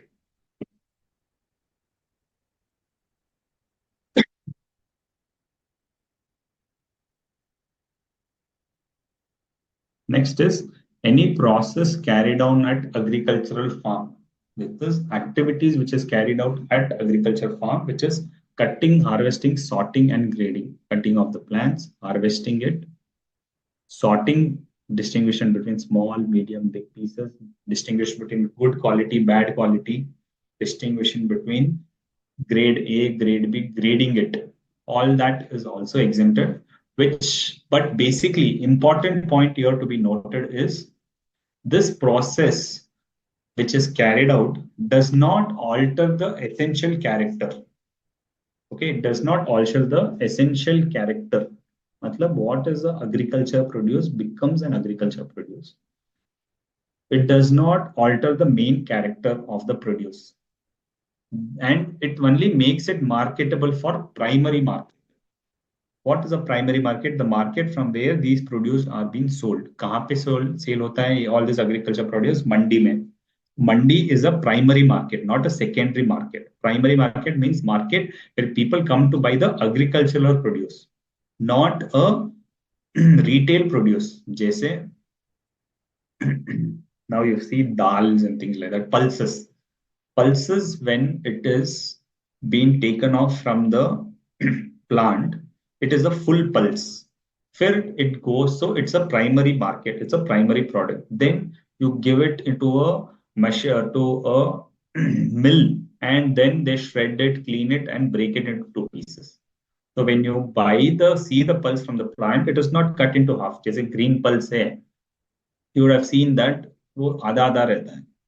It comes half of because there is a shredding activity happening at the factory. At the primary level, it is not like that. So it is being sold at the primary market. People buy it, then give it to the shredding, and then they do it separately. But if this pulse itself are sold at the farm level itself, and it's a requirement that it has to be sold in such a way, then this is a activity which is done at the farm itself. Then it will be exempted. Basically, how the market wants it. If the primary market wants it, जैसे अभी good example is rice. Rice is going to a rice mill, and then it is coming as a small rice. Otherwise, it's a paddy. Paddy means the bada wala rice, okay, which is with the husk, with the shell, embryo, husk. So many things are there. I pluck it up and dry it up at the farm, and then I bring it to the primary market. So it is a process which is carried out at the agriculture farm. It will be exempt. But this activity of buying the paddy and then converting into a husk, into a rice, is a activity which is happening at the factory, that will be taxable. Okay, so that's a secondary market. So any activities carried out for making it marketable and you're not losing the essential character is a primary market. So that activity will be exempt. But any activity at the secondary market will be taxable. Second thing is second kind of activity is the other kind of activity is warehousing services, wherein you do warehousing services. In the warehouse, you store a lot of agriculture produce. And in this agriculture produce, you store it in a warehouse. Now, in this warehouse, you don't want any kind of insects to come in or any kind of rodents to come in to spoil your agriculture produce. So you do a kind of fumigation services, so that if you do a fumigation services, these rodents will not come. So in such case, fumigation in a warehouse is also exempt, or warehousing of agriculture produce is exempt itself, but warehousing of minor forest produce like tamarind, bamboo, all of this is also exempt. Then warehousing of agriculture produce, all agriculture produce if you warehouse, that is also exempt. And rice, I said, is a secondary product, but still they have included in the exemption since rice is a essential, is a staple food. So such rice, warehousing of such rice is also exempt. So warehousing of agriculture produce and warehousing of rice, both are exempt. Rice ka activity is taxable, but warehousing of that rice is exempt. Okay. Then warehousing of cereals, pulses, fruits, nuts and vegetables, spices, cobra, sugarcane, jaggery. Basically, all of this produce which are just in relation to the agriculture produce is also exempted. So warehousing is beyond the agriculture produce. Apart from agriculture produce, any secondary products ka warehousing is also exempted. Okay. Further, betel leaves, coffee and tea also why they mentioned is tea leaves. What we get is the agriculture produce. To convert the tea leaves into the tea is a process which is carried out at a factory, which is again taxable. So basically, to distinguish, there is a thin line of difference. You have to understand whatever you consume food is not that which is agriculture produce directly. After the agriculture produce comes in, it is a separate activity, so that becomes taxable. But to give benefit that the costing should not increase, the warehousing of these products is exempted. Okay, let's take up this, and then we will take up all your questions. Warehousing, we understood. Fumigation in a warehouse, warehousing of minor forest produce, warehousing of agriculture produce and rice, warehousing of cereals, pulses, fruits, etc. Then any market services, warehousing services we have covered. Now market services, matlab agriculture produce marketing, APMC is agriculture produce marketing committee. Matlab every place where the primary products has to be sold, it has to be sold in a mandi. The primary mandi is all run by APMC yards. Each state ka APMC yards रहेगा. Any services provided by this APMC yards, what services they provide? They provide services that आपको इसके अंदर आना है, entry होना है, so then you have to pay something. So that is the market fees. Such market fees, such kind of license fees, what they collect, and any kind of a rent which they collect, all of this is exempted. So if you keep the goods in APMC for more than 1 day, then they will charge the rent. So such rental charges, any kind of services provided by the APMC is exempted.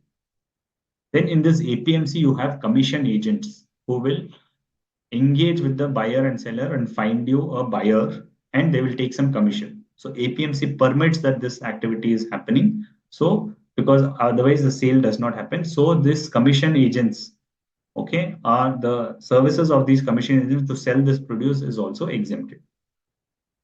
Further, loading, unloading, packing of agriculture produce or rice, this is also exempt.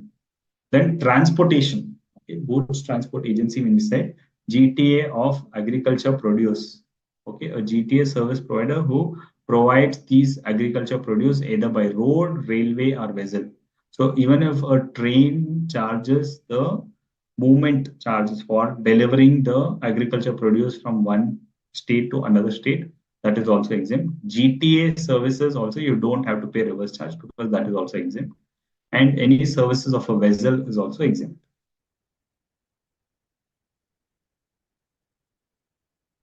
Okay. Now, the thing we had mentioned here is services relating to cultivation of plants and rearing of life form of animals. Now, this life form of animals, we know that all kinds of animal except horses. But within this, there is a clarification that says the following activities will also be exempted. Which are those? One is pisciculture, which means breeding of fish. Okay, any activity of breeding of fish is exempted. Sericulture, rearing of silkworms is also exempt. Floriculture, cultivation of ornamental flowers. So plants will include flowers also, that is ornamental flowers, fish, silkworms, and any kind of animals is also included. So this is the exemption for agriculture produce. Then agriculture extended services are also exempted, which means any kind of trainings, melas, Kisan clubs, or any kind of a scientific knowledge application to agriculture products, wherein you give ways to develop the cultivation of plants, give them a scientific basis to develop, or give them a technological edge, saying that you use this products and you'll get a better thing. Usage of scientific procedures you do for that, and you get some consideration. Those are also exempted. So basically, the agriculture produce should not get very expensive. That's why all of this is exempted. Then artificial insemination, which means there's a cross breeding from one breed to another breed of animals, which they do so that they could develop a new kind of animal or a better kind of a breed. Other than horses, any kind of artificial insemination is also exempted. Then what becomes taxable? Any kinds of process which alters the essential character of agriculture produce. Like when I buy potato, potato is a basic product, it is exempted. But when I convert the potato to potato chips, it is not for a primary market, it's for a secondary market. Tomato, when I buy, it is exempted. Tomato ketchup becomes taxable. Pineapple, when I sell, it is exempted. Pineapple too, I cut it and peel it and put it in pineapple tinning. So that is the next part, which process which makes the agriculture produce marketable in secondary market, retail market, is all taxable. So anything which is altering the character will become taxable.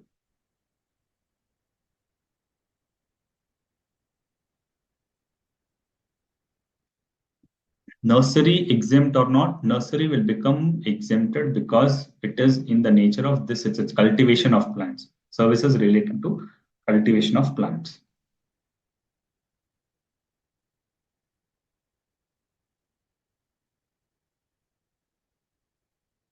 Coffee and rubber. Coffee, when you get that coffee plants, Arabica and Robusta, okay, those are the beans. Coffee beans, when they sell, it is exempted. Then converting of coffee. So what coffee we see now, Robusta and Arabica, they shake it, select it, then they dry it. Then the coffee beans come. Then they add chicory and some item called as chicory. They mix with it and grind it. Then we get a coffee powder. So coffee powder is all taxable. Do we need to register for that also? For pesticides and fertilizers are GST label. Yes, pesticides and fertilizers are GSTable and we have to register for that.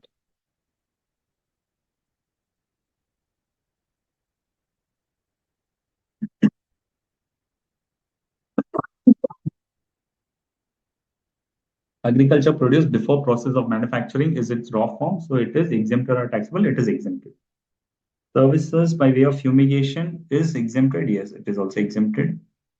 Cold house warehouse, is it exempt or no? Cold house warehousing, uh, if it is for storage of the agriculture produce. So generally, there could be two types. One is which is the close to a farmhouse.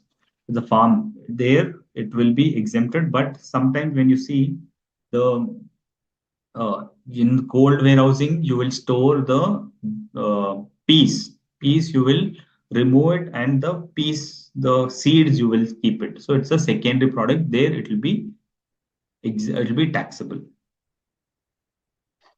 Supply of labor में लिखा है किसान hire or pay for labor to harvest their crops also exempt and labor earn income as wages also exempt. Wages anyways it is exempt Vaishali because it's a employer-employee relationship.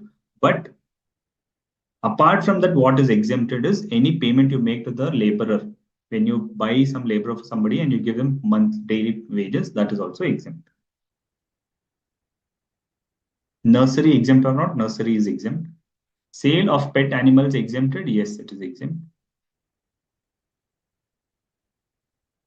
Milling of paddy into rice is taxable or exempt? It is taxable. Can you explain point number 3 again? Which point number 3 would you please clarify?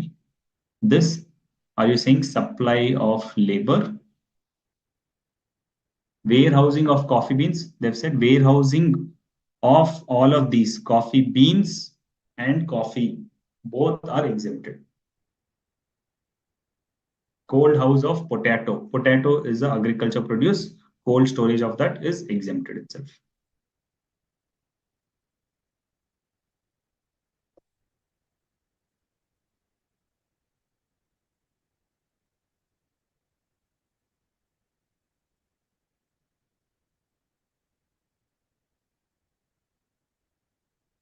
Above the chart, point number 3. Okay.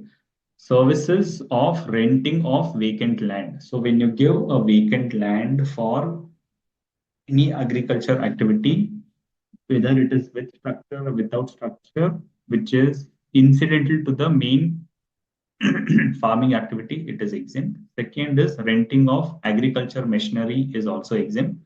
Third point is services relating to cultivation of plants and rearing, wherein you do a activity of cultivation, cultivating of plants, rearing of life forms of animals for food, fiber, fuel, or raw materials is all exempt.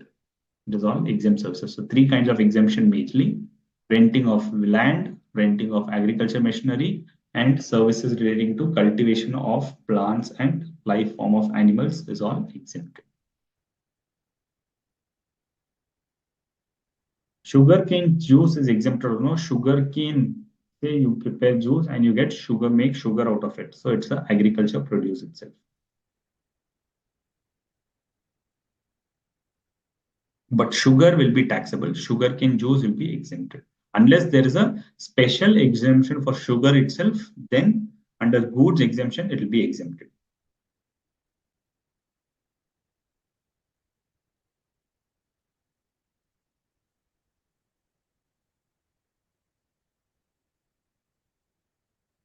If a person takes a land for agriculture produce, but he uses land for his factory, then GST apply? Yes, then it will apply.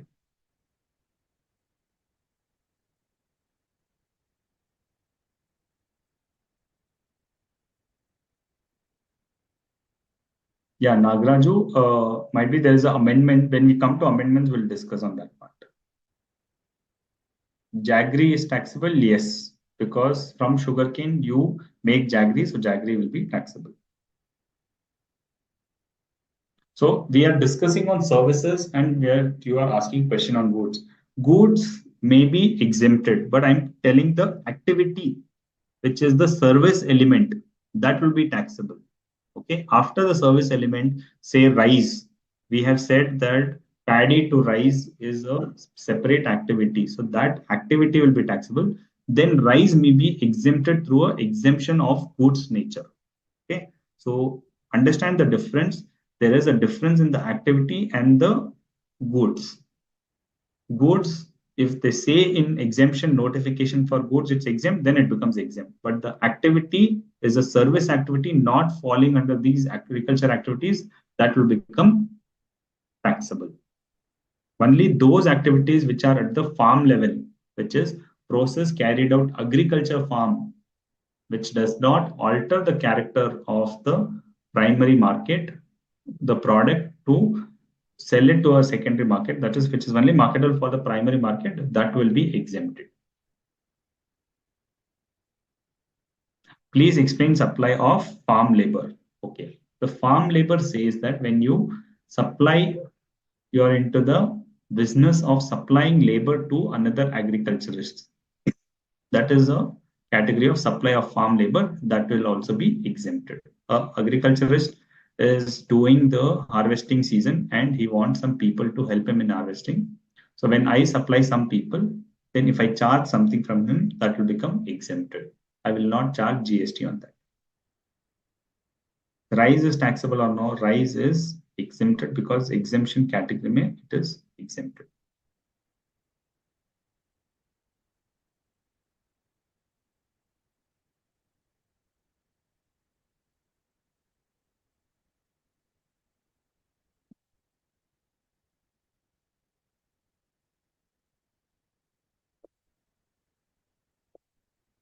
So all of this agriculture is defined here. Now there are some questions. Agriculture produce is defined to mean any produce.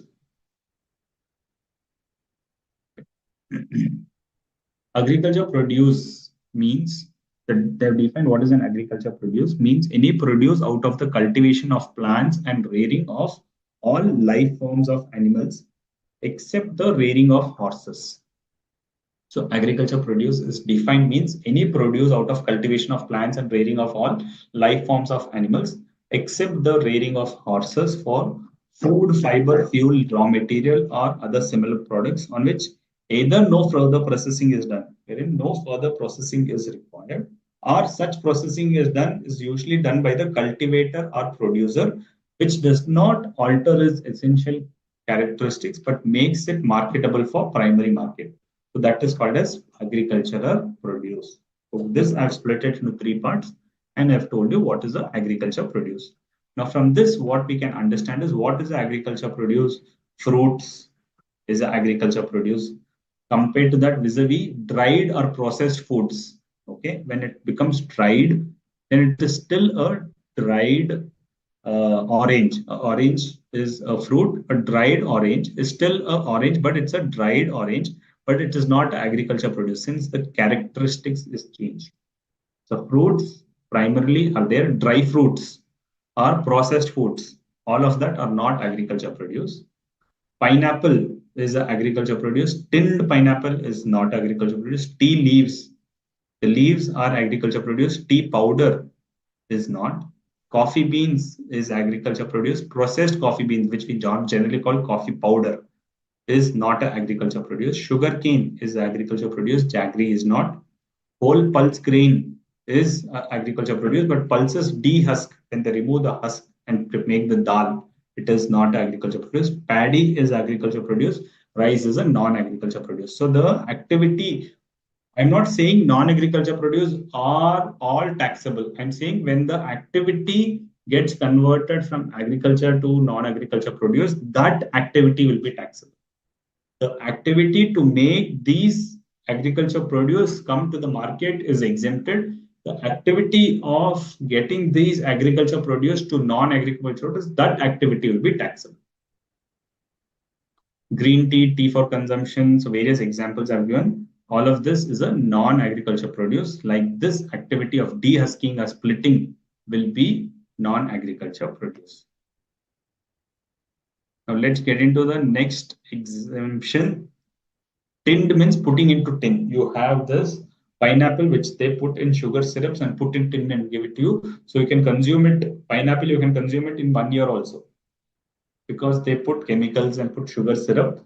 So the pineapple, what you get now, if you cut it out within 1 day or 2 days, you have to eat it, right? But this tin pineapple, you can use it for many number of days.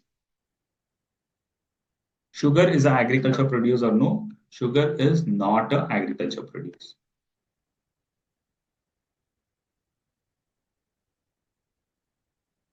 Similar from sugarcane to jaggery, how it is. Similarly, sugarcane to sugar is a non-agriculture produce.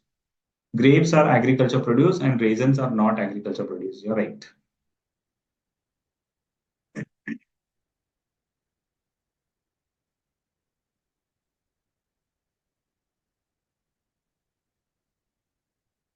Okay, let's get into the next exemption, which is very important. We are doing all our studies. So what we are doing, is it taxable or exempted, is what we will try to understand. So till now, we have said that agriculture produce and charitable organization services provided by them is exempted. Any services provided to that person, to a charitable organization, a chartered accountant doing services again to agriculturist, he will charge GST because services provided to an agriculturist is not exempted. Now let's get into the next aspect of educational services. Here, there are two things. First, we'll read the second aspect, which is educational services are exempt. Firstly, when they are provided by an educational institution. So services provided by an educational institutions, the school, colleges, when we pay the fees and donations. Pay the fees. Let's talk on the fees. On the fees, why are we paying the fees? Because we are getting educational services. On that, do we pay GST? We don't pay GST because there is an exemption. So services provided by educational institutions to its students, faculty, and staff is all exempted. Okay. But, and also what is exempted is any conduct of entrance examination against collection of entrance fees. Okay. Before getting admission to the colleges, they they do a entrance examination. And for that entrance examination, they collect some charges.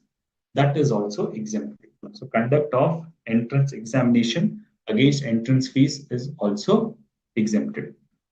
Okay. So services provided by educational institution, itna sa hai because it's simple, right? When we go to any educational services, it is exempted. Now, till now, we have seen services provided by. For educational institution, any services provided to an educational services is also exempted. What are those? First is any kind of transportation of students, faculty, and staff of the eligible educational institution. So we'll understand the definition of educational institution, but abhi samajh lete hain ki school, college, and any kind of institutions is exempted. Okay. So transportation of students मतलब जो bus services provide करते हैं, जो bus vendor है and he is providing transportation of students, faculty and staff. School buses होती है, they are all run by contractors. ये contractors जो सिर्फ स्कूल जाने के लिए जो ट्रांसपोर्ट प्रोवाइड करता है, when he charges some amount to the school people, he will not collect GST because services provided to educational institutions is exempted. Which is services received by educational institution, matlab services provided to educational institution itself. So transportation of students, faculty, and staff is exempted. Then any catering services, including midday meal scheme sponsored by the government. Mid day meal scheme देता है government और उसके लिए caterer को बोलता है कि तुम खाना बना के यहाँ पे दो, मैं तुमको पैसा दूंगा। तो फूड के ऊपर 5% जीएसटी लगना चाहिए, but since this is for a educational institution it is exempt. So catering services provided by a caterer to the educational institution is exempted. Then security वाले जो होते हैं, पोछा करने वाले जो होते हैं, housekeeping services is exempted.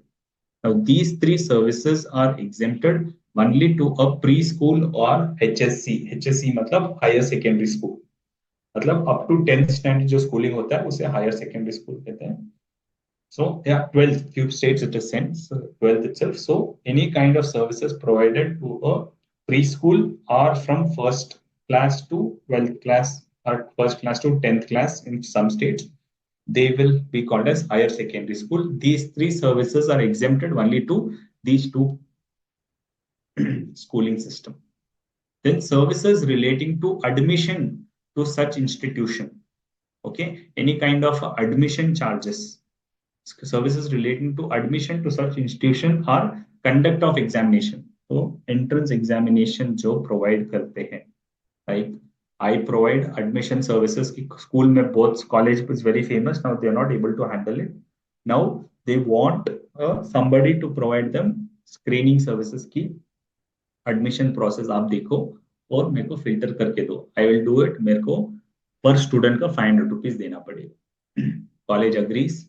So I charge them based on number of students into 500. On that services, what I provided for admission services to the college, it is exempted. I don't have to charge GST. Okay. Now this service, they have said 3, 4, 5 services. ये तीन जो है सब सिर्फ pre school higher secondary school है. The fourth service is available to all pre school higher secondary school और any other institution also. Okay.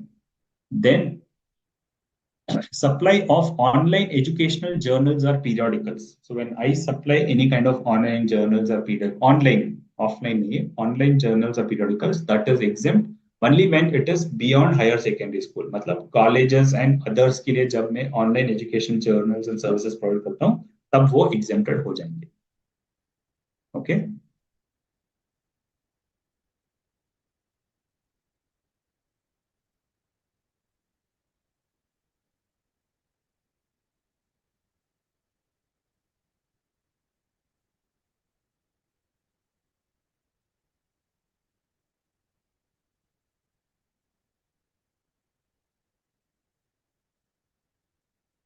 Catering services received by educational institution from any person other than government falls under, no, any person it will fall under exemption.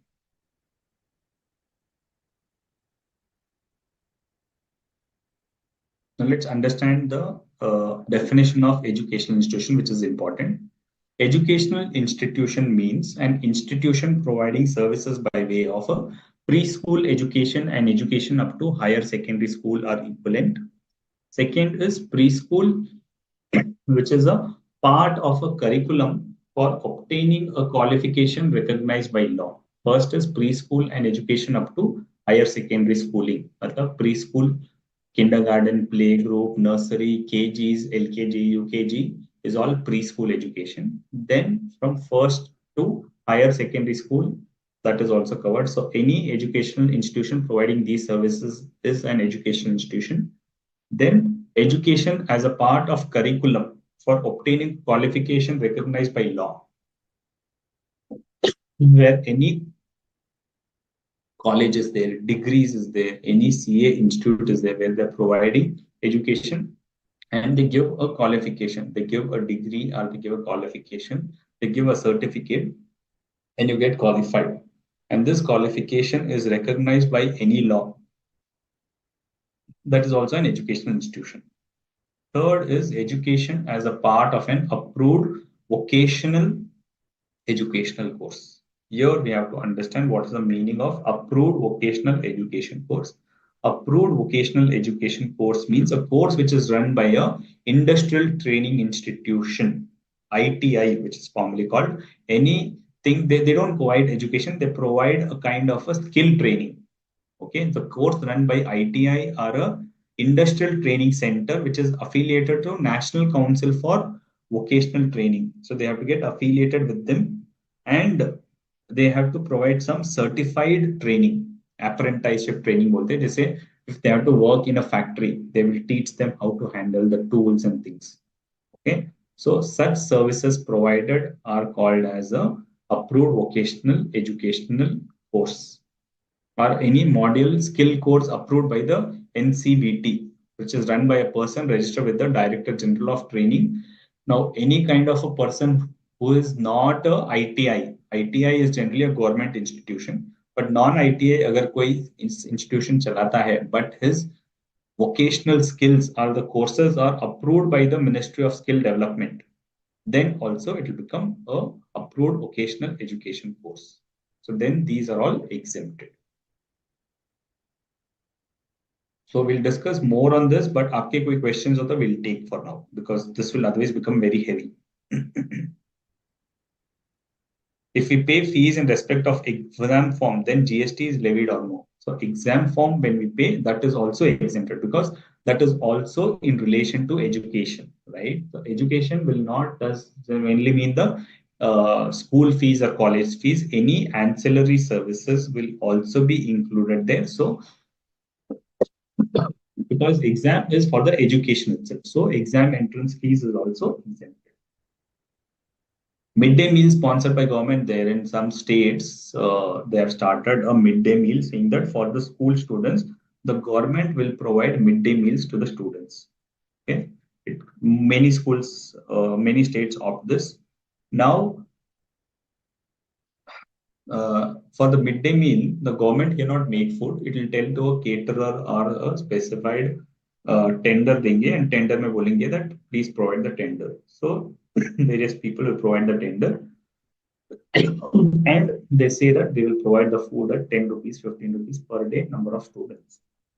Government says, okay, you provide it, and I will pay the charges. So when they collect the charges, should they collect GST? No, they should not collect because it is a service provided to an educational institution. It will be exempted. Now, which educational institution? Again, here there is a limitation. If they're providing food to a school or higher secondary school, if they provide to a college, then it will be exempted. So the service provider should be careful that to whom he is providing the service.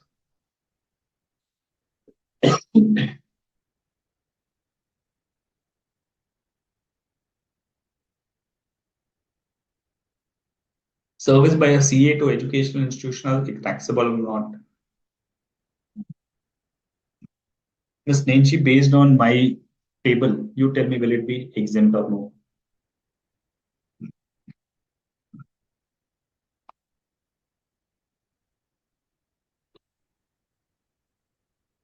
Keshav, good question. Is GST number mandatory for school if he has crossed threshold limit? Since he is exempted services. So person who is providing exempted services, even if they cross the limit, since completely exempt, there is a notification which says that if you're providing only exempted services and even if you're crossing the limit, no registration is required. So school, if it's providing pure educational services, then it is exempted, and and only educational services. So from registration also it gets exemption. So they don't have to take registration. Now, if the school has some campus within it and it is renting out some shops or something like that, okay, some canteen space, because it will have a bookstore, it will have canteen. Now, if they start collecting rent for that, okay, then the limit you'll have to see all the fees plus this, and if that crosses the service limit of 20 lakhs, then they will have to register and pay taxes only for that rent what they're collecting from the canteen or the bookstore. Clear, Keshav? Nancy waiting for your answer. If I fill form for May 2000 examination, I also pay GST with exam fees. Sure, just check that. Any fees paid for school trip? School trip, generally they say it is an educational trip. They don't say it is a fancy trip. So educational trip is also covered under this. So that will also be exempted.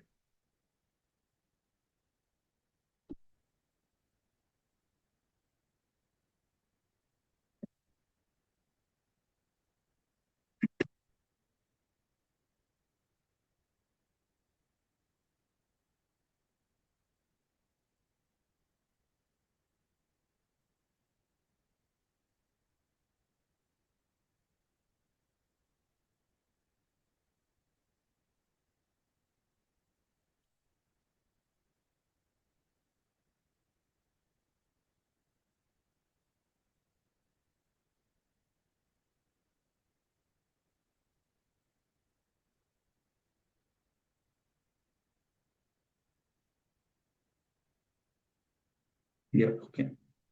Educational services cover private coaching classes? No, we'll come back for the explanation. So educational services does not cover private coaching classes because specifically it says that in the educational definition, educational institution means these institutions which provide education as a part of a curriculum for obtaining qualification. No, private institution does not provide any qualification. They only supplement the main institution. So private coaching classes are not covered. What is the difference between beyond HSC institution and available to all institutions? When it's a beyond HSC institution, it covers colleges. And when it says all available education institution, it starts from preschool, school, HSC, vocational training, everybody. How to learn all this? You have to keep learning, repeating this again and again, and you will remember this. That's the only way I can say, because it is very lengthy. You'll have to remember it. Various, you have to give a practical, not saying if I go to school, should I pay GST? Should I go to, when I go to a doctor, will I pay GST? When you include your personal experience, that is when you will be able to remember it. Is there any limit for entrance fees? No, there is no limit. Okay, we had a great day today and very lengthy day. We'll cover more of these exemptions. Wednesday, we don't have a session. Thursday, we have a session. So Thursday, we'll cover more of this.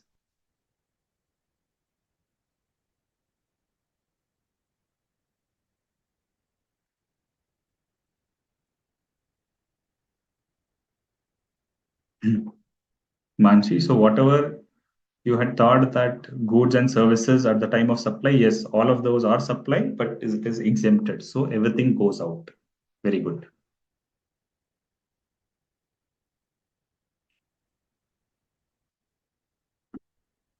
Private coaching class centers is liable to GST. Yes, they will have to charge GST. What's not uploaded? I have told the thing. I hope by tomorrow it will get uploaded.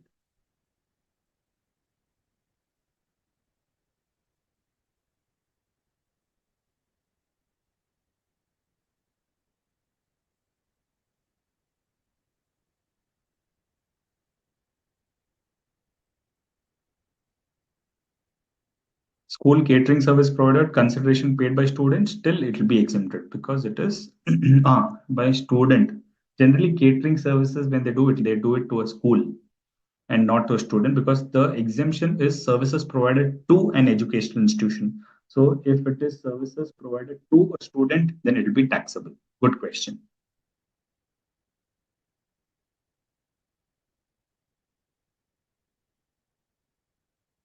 Doctors checkup in healthcare services, you will get covered. Should we study analysis along with the provisions? Yes, analysis is also important. The study material is prepared in such a way that analysis covers the main thing, so you will understand it completely. Okay. Thank you very much. Have a good night. Have a great day, and see you on Thursday, continuation of exemption chapter.